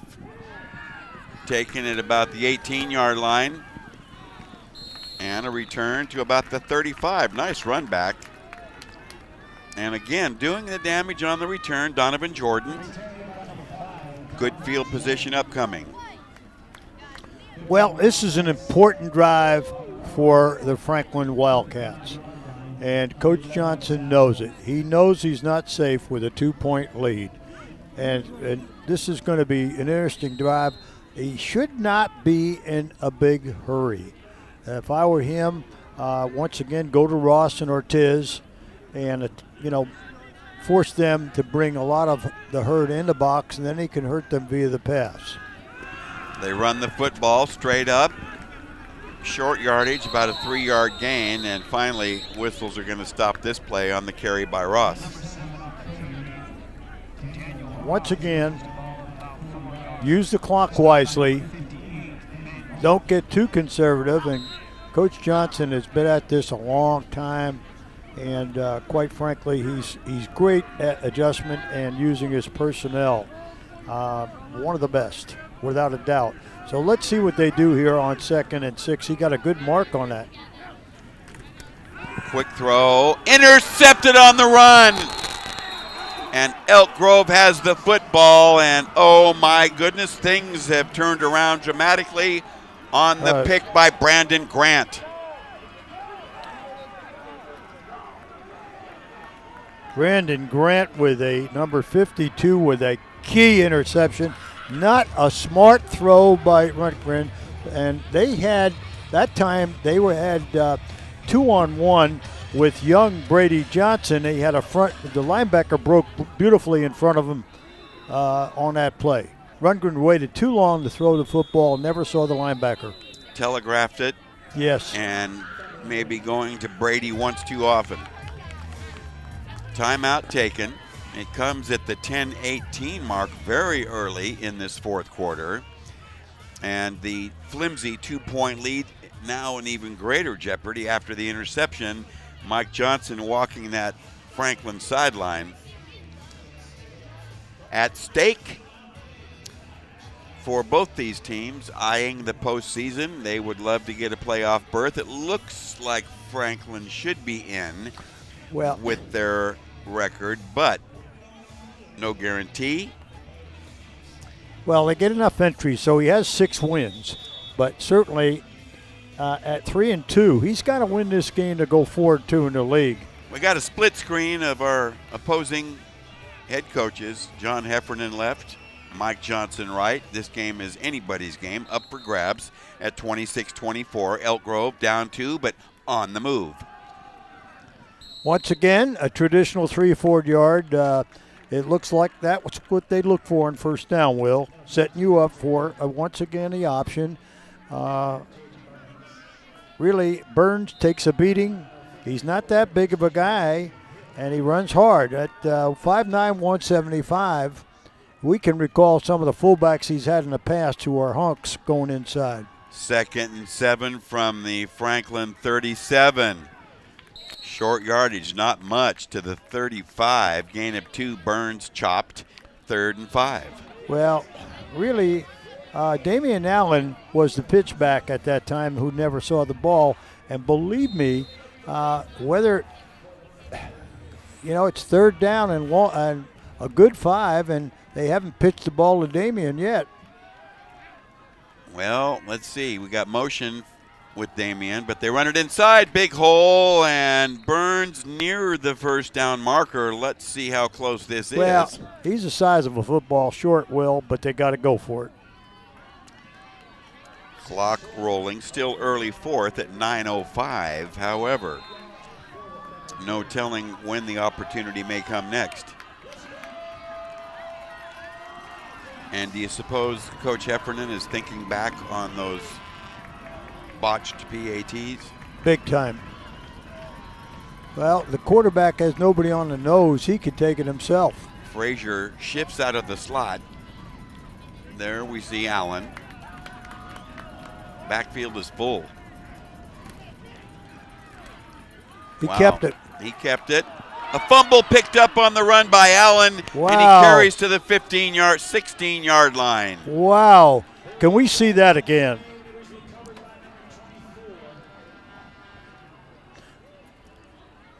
The initial play was a fake and a keeper run. Here it is, into the pile. There's the strip away. What a great defensive play. That was dynamite right there on the strip out by Shepard. And I'll tell you again, Clarity and Shepard have played great tonight.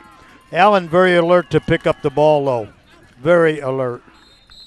Here they are in striking zone here. This is, let's see if that Wildcat defense can rise to the occasion. as you see Sullivan keeping the ball himself there, running to the sideline. He's getting a good workout getting his plays, having to shuffle to the sideline back and forth. He's got to watch clock the 25 count here and not cost, But one thing's for certain, Sullivan needs to protect that football if he carries. Without a doubt. I don't know what the three officials are explaining in that offensive huddle. Pride has just come into the ball game for Elk Grove. They start the time, start the clock. It's a 2nd and 8. Motion by Pride. He just came in, sweep left, gets around the corner, and gets drilled near the first down marker. We talked about that, didn't we, Will? And they bring him in. He's certainly, he's got the speed. He does. They need to keep a careful eye on him, and certainly Coach Heffernan would like to see him get more work. Here's another. There's a pitch to Pride. Pride turns in there and kind of, he's not running. He's just like gliding with the ball on his inside hand. Free safety, Ryan Ortez with the stop. 3rd and inches now. Elk Grove inside the 10 at about the 7.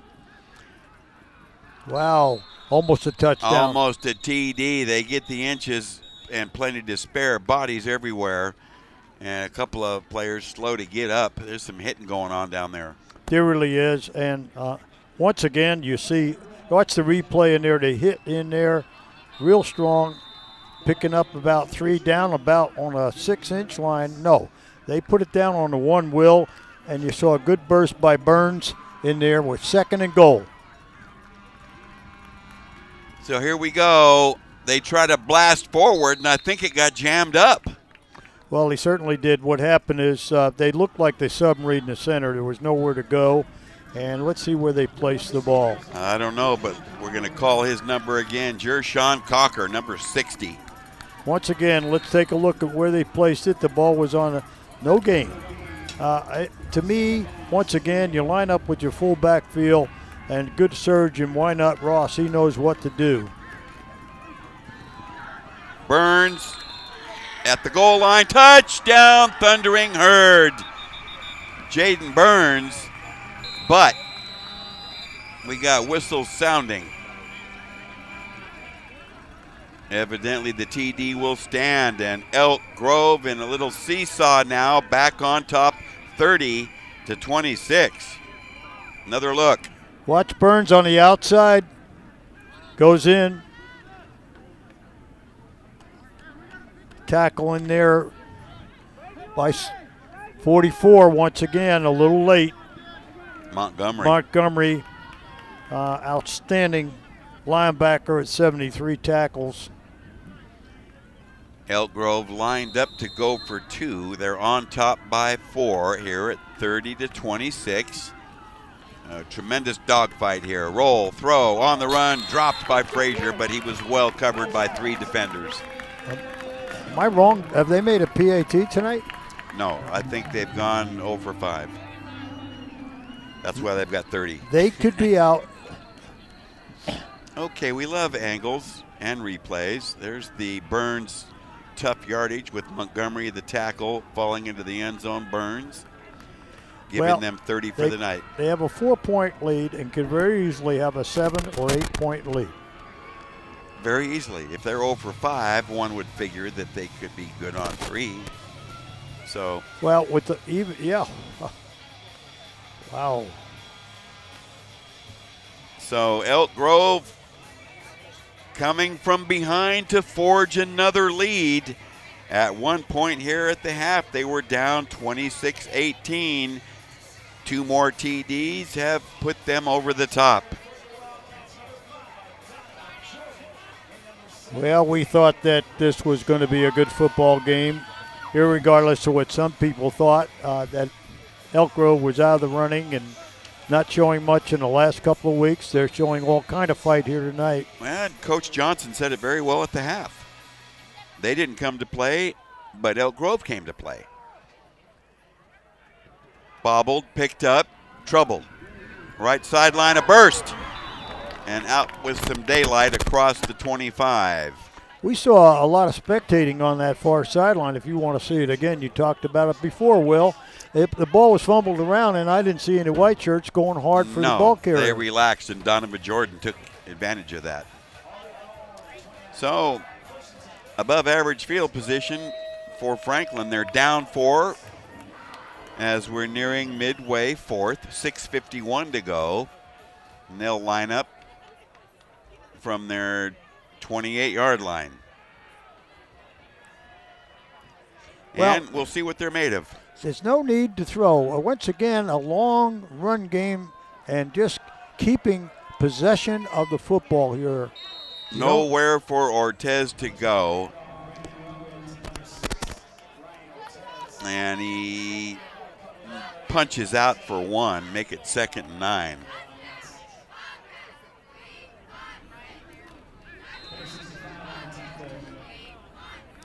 Clock methodically rolling along, 6:25, 6:24. And now the offense beginning to get set. They're opening up this wide side. Now something could be coming wide here this way. Over the middle, deflected and incomplete. Well, he threw the fastball in there. That's pretty hard to handle there. High again, but I mean, he threw the fastball when he's 10 yards away. Brady was open.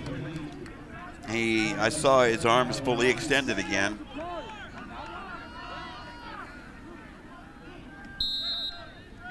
Third and 9. Clock stoppage at 6:07. Brandon Rundgren trying to get a grasp.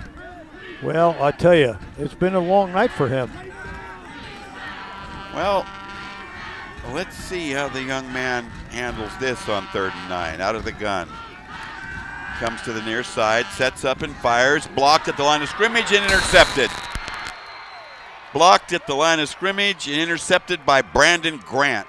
His 2nd interception of the game. Yes, big play. Once again, a huge turnover for the Wildcats. Watch this deflected here, popped up in the air, deflected by one of the linemen. Alert Brandon Grant. Matt Horn jumped up there, made a great deflection. So, great field position from the Franklin 36, 1st and 10 at the 6:01 mark. They've got to give it to Ross and let him get his 3. Up the middle, a spirited run, and first down yardage, it looks like. Boy, oh boy. You know, Burns has been hit all night long, but he looked fresh on that play. Well, he sure did. When I said hit Burns for 3, why, I didn't expect a 9-yard burst out of that, and the 2nd and 1 will. And right now, the pressure is on the Wildcat defense. It certainly is. The turnovers have really done them in. They fake the toss and handoff, and in no man's land with nowhere to go. Well, there's where it's easy from here, Will, but you have 2nd and 1, and why not run Burns straight ahead? I don't get that delay when he's got a yard to go. I agree with that, and I love the coaching analysis. Why run the delay? Just punch it in there if you need one. 3rd and 1 now after that play. Not this time either, but a nice second effort is going to get him close to a 1st down. They didn't shut that down when they had the chance, and he got loose for a couple. This is a key measurement. Let's take a look here. They didn't wrap him up all the way. No. He's right there. He's contained, and nobody to finish it. Nice effort, beautiful effort there by Burns. Wow, Burns showed me something there. They're not going to measure. 4th and a foot. Now whistles are going to stop action here. Let's see, measurement or timeout? Let's get some mechanics here. It looks short, but as a coach, I'd be wanting the measurement while I have a little more time to make up my mind on a play call. You bet. And it looks like I don't know if it's a called timeout or not. I don't think so. but there is a delay here. John Heffernan looking on. His team on top, 30-26 with 4.5 to go, clock rolling, and he's got the football.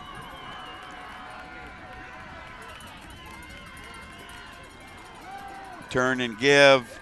Tough, hard, inside running, Burns. What second effort. He was hit behind the line, Will.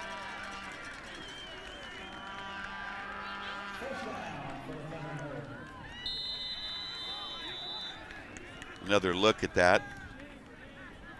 Well, give him, when the chips are down, you got to give Burns credit for getting that extra yard or two. Oh, I mean, that's great effort, because he was stopped twice behind the line of scrimmage and moved the chains. Well, they are in beautiful position here after having staged a remarkable comeback. Right side running, off tackle, time consuming, and power plus all the way to the 20. Well, you know, he gets up slow. And you know what? When the ball is snapped, he comes alive. And he has showed something here in the fourth quarter. He has indeed. And as I recall, Jimmy Brown used to get up slow. Yep. After every play. Reminiscent of Jim Brown. But I'll tell you something. For his size, Burns runs very hard. 2nd and 4. A long 4. 3:15 to go. Time getting tight. Motion by Allen. Up the middle. Burns submarined and dropped outside the 10. But another splendid effort. And as you know, in our post-game segment, Rick Stewart will be interviewing our players of the game that we have now focused in on, and our winning coach. And that remains to be determined, but our ballots have been filled out. And a time on the field. We'll be right back for more of Access Sacramento's Hometown Sports Game of the Week.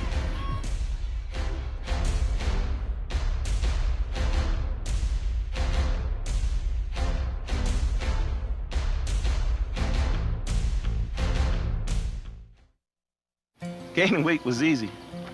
All I had to do was sit down and eat. Losing weight's a lot harder. I have to work at it every day. But with every step, I lower my risk for type 2 diabetes and heart disease. And that makes every step, every choice, every day very much worth the effort. Learn how you can help stop diabetes by losing weight, eating healthy, and staying active. Visit checkupamerica.org or call 1-800-DIABETES.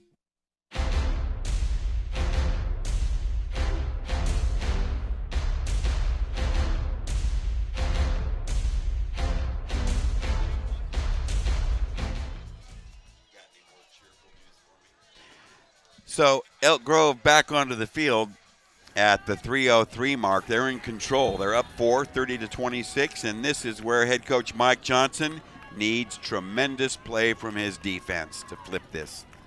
Allen in motion, but they run it inside, and the gang tackling destroys that play. The clock ticking away. I'm a little surprised at that. Maybe that really Burns has been going on and on and on, and he has gotten stronger as the game has progressed, Will. And once again, that looked like a bit of a delay or a mix-up in the backfield, because normally he hits that hole pretty fast and hard.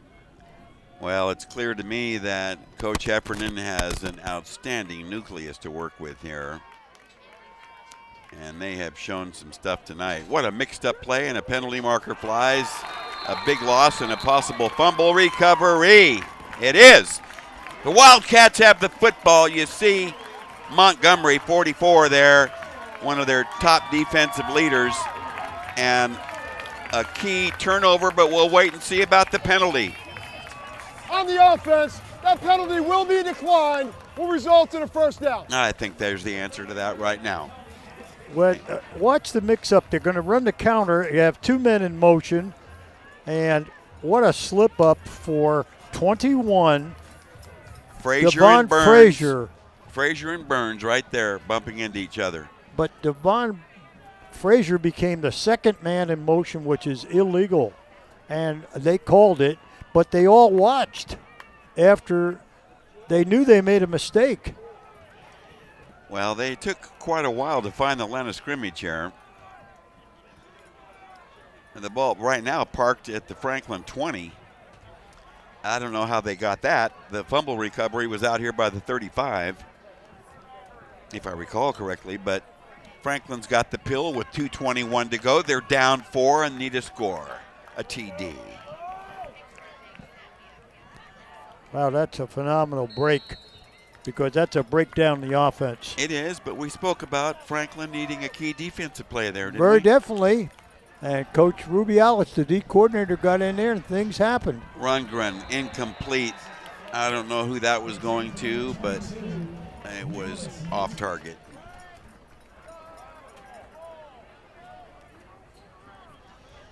The sophomore QB, there you see head coach Mike Johnson trying to encourage his ball club to get it together and drive the field.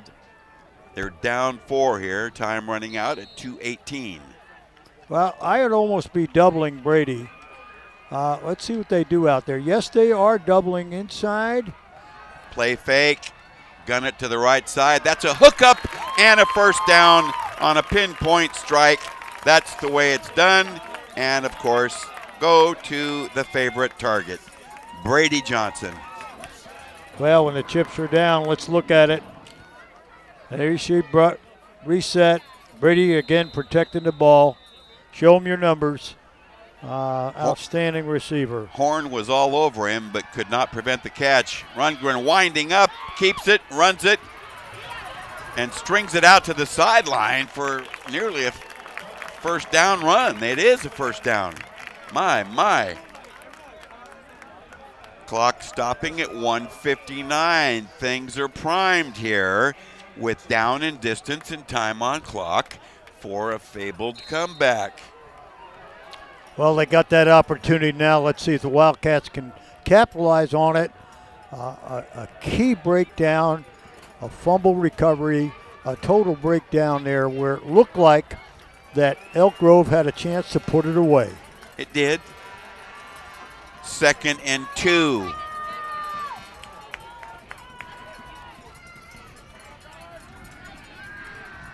Passing, throwing, catching.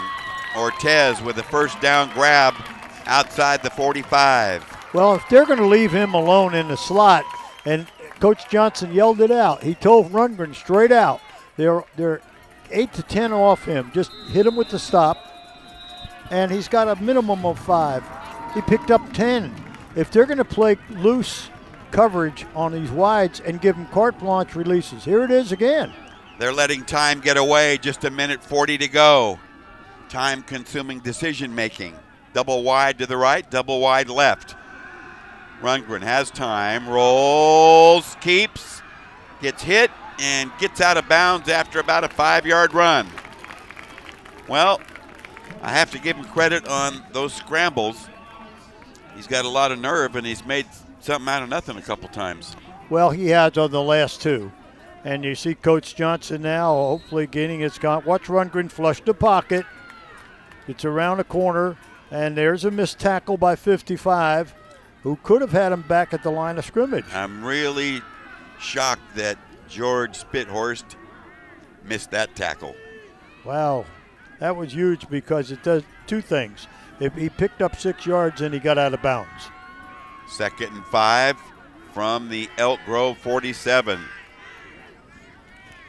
Look left, fire left. Dropped. Well, the ball was thrown behind him. It was no fault of Donovan Jordan. He tried, but that was off target, not a bullseye. Well, once again, they're playing a very loose corner coverage. As we look at this, Robinson had the coverage, but he was nowhere near breaking that up. Look at the alignment here now. These receivers can pick up 5-8. Look at no one's on the slot. Now he's 12. Finally, they put a man about 8 yards off. Yep.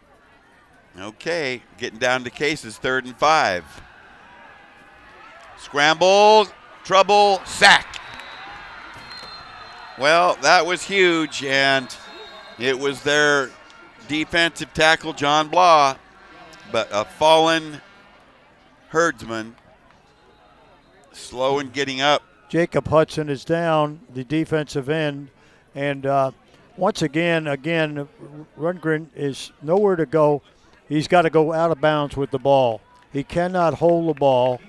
There's a missed tackle. And then, of course, Block comes in there and puts him down. The ball's got to go out of bounds and back to the line of scrimmage. That's where the ball goes.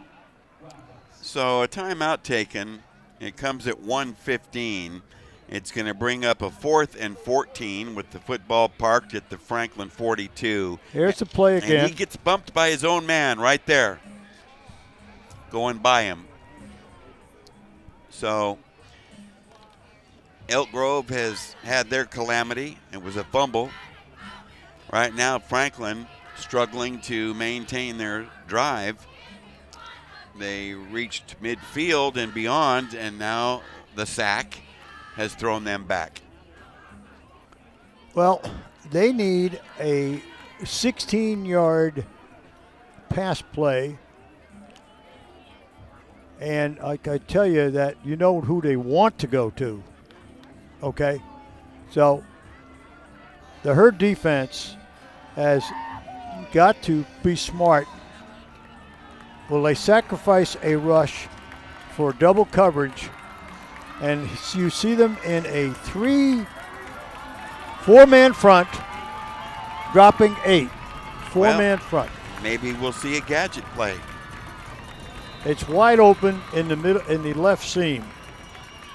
Rundgren looking, throwing over the middle, overthrows his intended receiver, and that is Brady Johnson.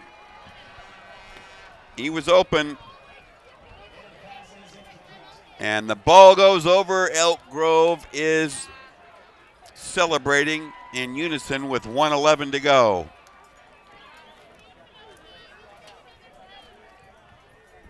There's the throw, a wobbler, too high to catch. Well, we've seen him go high a number of times tonight. That we have, Coach Domino, that we have.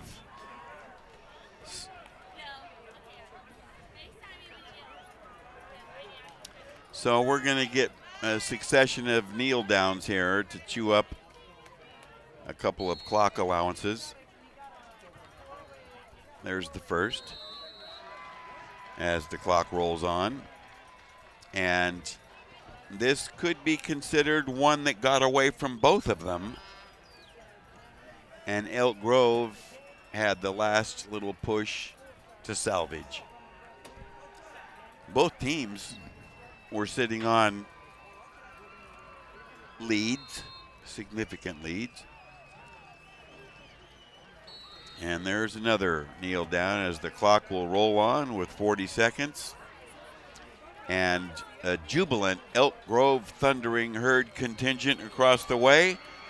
Head coach John Heffernan of Elk Grove. A tough road victory to stay in contention for the Delta League standings and it's postseason berth.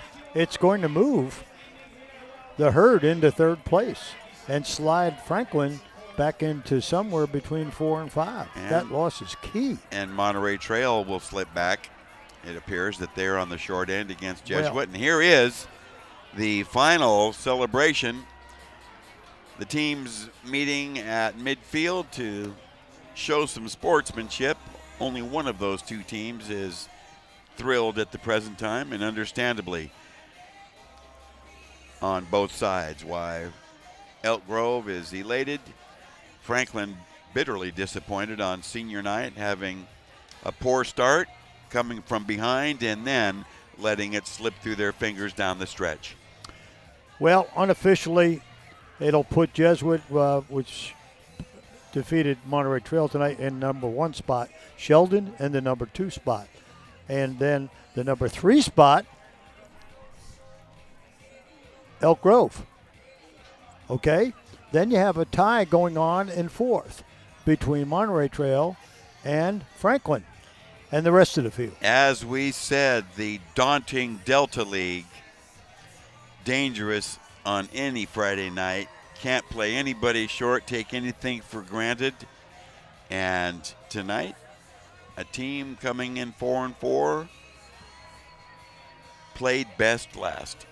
And there you see the difference on the screen there. A 4-point victory by underdog visiting Elk Grove, and a tough home loss on senior night for Franklin. But don't go away. The post-game show coming up. Rick Stewart will be interviewing our players of the game and the winning coach in tonight's contest. We'll be right back.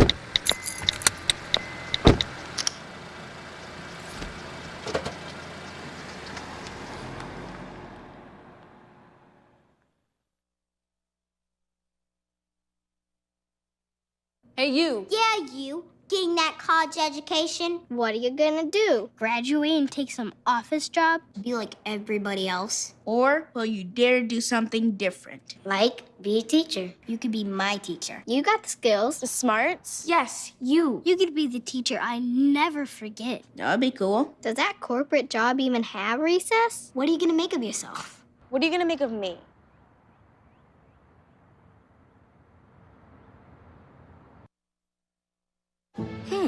Maybe you can make retirement happen.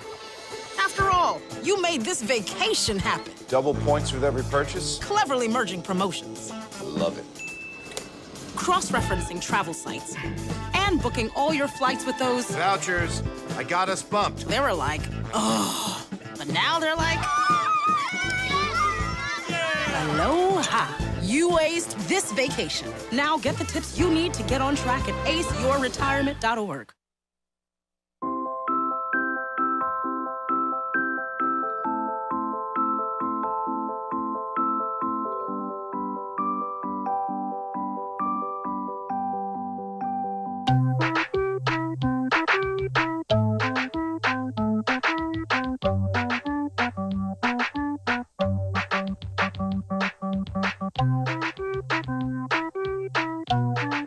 Start a story. Adopt at theshelterpetproject.org.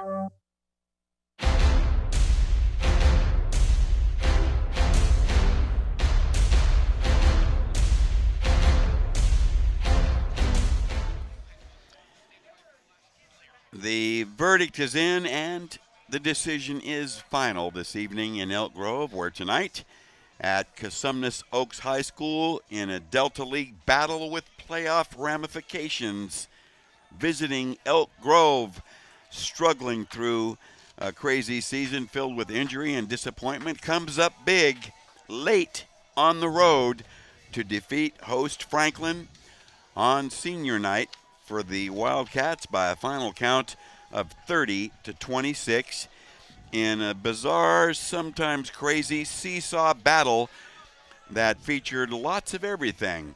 And Coach Domino, this is one that both coaches are going to take home tonight and think it through thoroughly. Well, they certainly are. And when you look at the scoreboard, beside the final score, something extremely surprising took place. In the third quarter, Franklin came out smoking and scored 14 unanswered points and shut out Elk Grove for the quarter. For fourth quarter, Elk Grove scores twice and shuts out Franklin, and we have a ball game of 30-26. I mean, really, when you look at that, it's something, you know, we didn't think that Franklin, when they came out the way they did, certainly things sure changed in a hurry. Oh, dramatic changes. And, you know, there were so many twists and turns in that game, the wild turnovers, the penalties. Both clubs had ample chances to do what they needed to do, but in the end, it was Elk Grove that came through in the clutch a bit better, and that's why they tipped the scale. The two interceptions were monumental, Will. Well, we filled out our ballots earlier, and came to the conclusion that some of the dynamic plays today were turned in by dynamic players. And for victorious Elk Grove, a pair of honors go out to Devon Frazier and Jaden Burns, two hard-working ball players that had their moments tonight. And for Franklin High, Daniel Ross, the boss, had a superlative ball game. Rick Stewart is standing by with our players of the game. Rick? Alrighty, with Franklin High, Daniel Ross. And early in the game, had a couple big plays for scores to set the tone, but what happened after that? I think we just came too slow in the second half, and we didn't execute when we needed to, and we came up short. Was there any kind of overconfidence at all? Not really. We just came and we weren't ready to play today. Okay. Well, you got another game in the season, and you're locked into the playoffs. There's no doubt about that. You win that, you'll probably get a home game, I would think. I'm not on the committee or anything like that. But how big will that be to have a home game? You guys have been struggling for that. You just missed out on it last year. I think it'll motivate us really well. We'll go out there and get the home win. All right. Good luck the rest of the season. Good job tonight. All right, Jaden. Tremendous night tonight. You guys moved the ball when you had to. And the game itself was real slow to develop, it seemed like. Tell me what you saw out there. Yeah, Franklin's a very good team. They're hard-hitting, they're fast, they're physical. But Coach just put in us all week to work hard and to keep fighting till the whistle blows. It's been a tough year, a lot of changes and a lot of things going on, and the record hasn't been what Elk Grove has been used to. But you guys are still fighting, and Coach Johnson called you guys like a pit bull, and the pit bull was backed up against the wall, and that was what came out. Is that what you guys knew coming into the game you had to do? Yeah, Coach just told us to go one game at a time and try to fight for a playoff spot. That's all we could do at the end of the day. All right, well, you did great tonight, and good luck the rest of the season, too, and in the playoffs. Thank you. All right, good job, guys. All right, tough game tonight. You knew coming in it was going to be a strong game. You're going to have to play your best. What'd you see out there from early on? They were playing aggressive. They were in the gaps, and we just had to work and fight and block them. What was the key for you guys on offense first? Do our job and trust each other. Do our job. I mean, how much more basic can it be? When you guys were on defense, what were you guys looking for, if anything? We were just looking to make stops and trust each other. Coach has been preaching trust, so we had to trust each other, trust our brothers, and we got the dub. Now talk to me about special teams. You guys killed him tonight on special teams with a couple big plays that really hurt him. We call it the three-head dragon, me, Casual, and Matt Horn. So it's just they kick it back there is deadly. Outstanding job tonight. Big win tonight. You guys really needed this. Good luck the rest of the season, next week, and into the playoffs. Thank you. All right, good job. Coach, what do you say after a game like this? I mean, you knew coming in your back was against the wall. Yeah, just wow. The kids played with great effort, great energy, great grit. I mean, it wasn't beautiful. It was kind of sloppy and ugly at times, but the kids didn't stop believing and they didn't stop fighting. So that was a testament to their work ethic and their just belief in each other. Now, I mentioned it earlier. Coach Johnson likened you guys to a pit bull cornered, and you had to win. I mean, there was no way around it. If you didn't win, you probably weren't going to get in the playoffs at that. How big of a pressure was out on everybody's shoulders, yours included? Yeah, no, we don't worry about the pressure part of it. The pressure is what you put on yourself, and we're about doing the process and doing things the right way, and we just tell the kids, you come do your work, put the work in, do things the right way, and play as hard as you can. The scoreboard will take care of itself. You guys just got to worry about making the next play. Don't worry about the last play. Make the next play. Just another day in the history of Elk Grove football. Another day in the history of Elk Grove football. Outstanding. Well, good job tonight, Coach, and best of luck in the playoffs. Thank you very much. All right, thanks a lot. Guys, we'll send it back upstairs to you. Thrilling win for Elk Grove tonight on the field here over Franklin.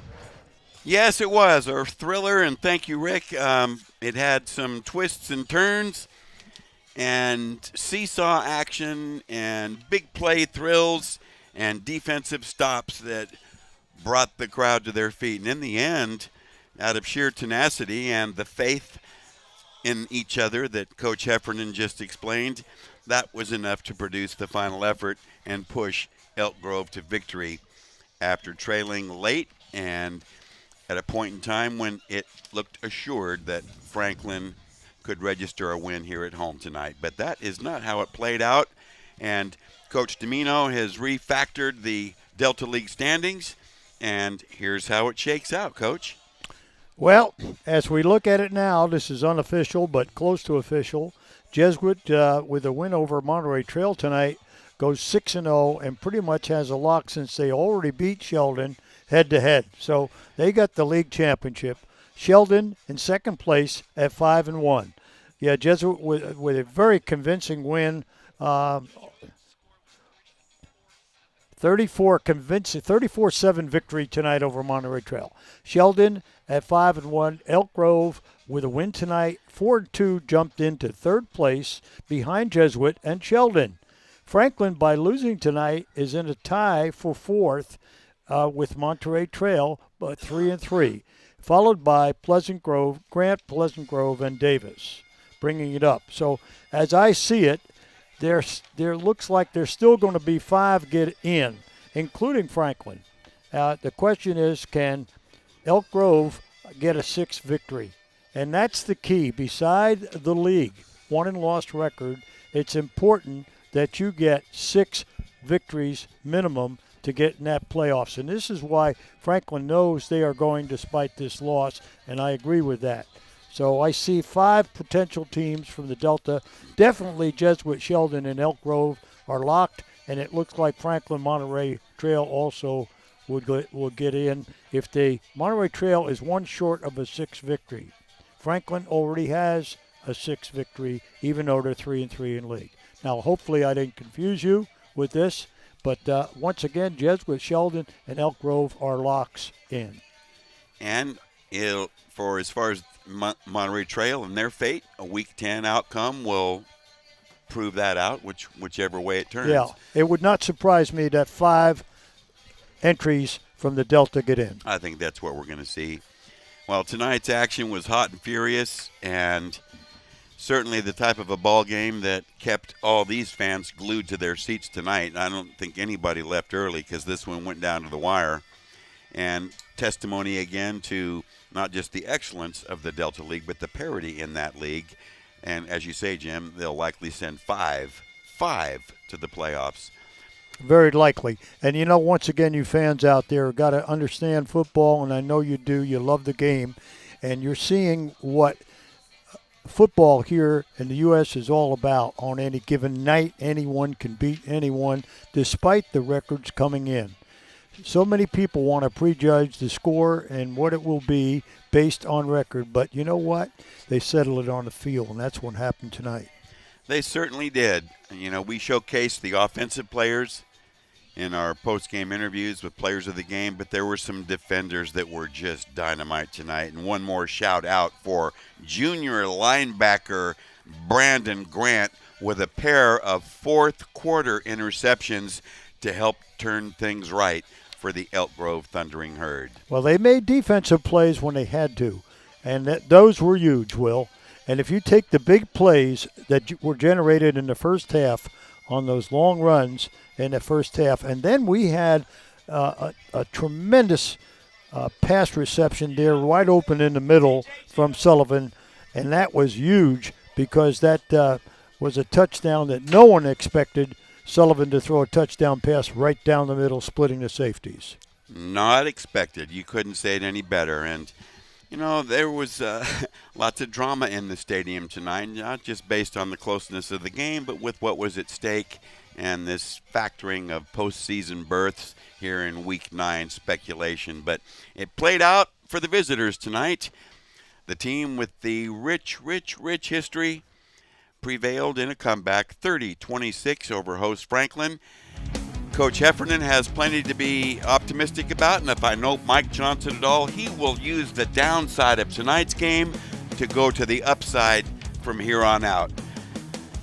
Access Sacramento and the Hometown Sports Game of the Week broadcast crew wish to extend their appreciation to the Franklin High School administration, particularly Athletic Director Mike Cody, for their cooperation and assistance with the broadcast arrangements for this television production. The Hometown Sports Game of the Week is a special sports presentation of Access Sacramento and play-by-play sports productions.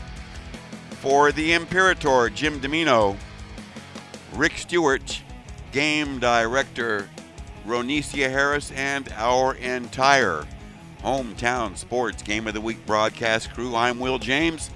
We thank you for tuning in tonight, and as always, look forward to the next occasion when we can get together. So long, everyone.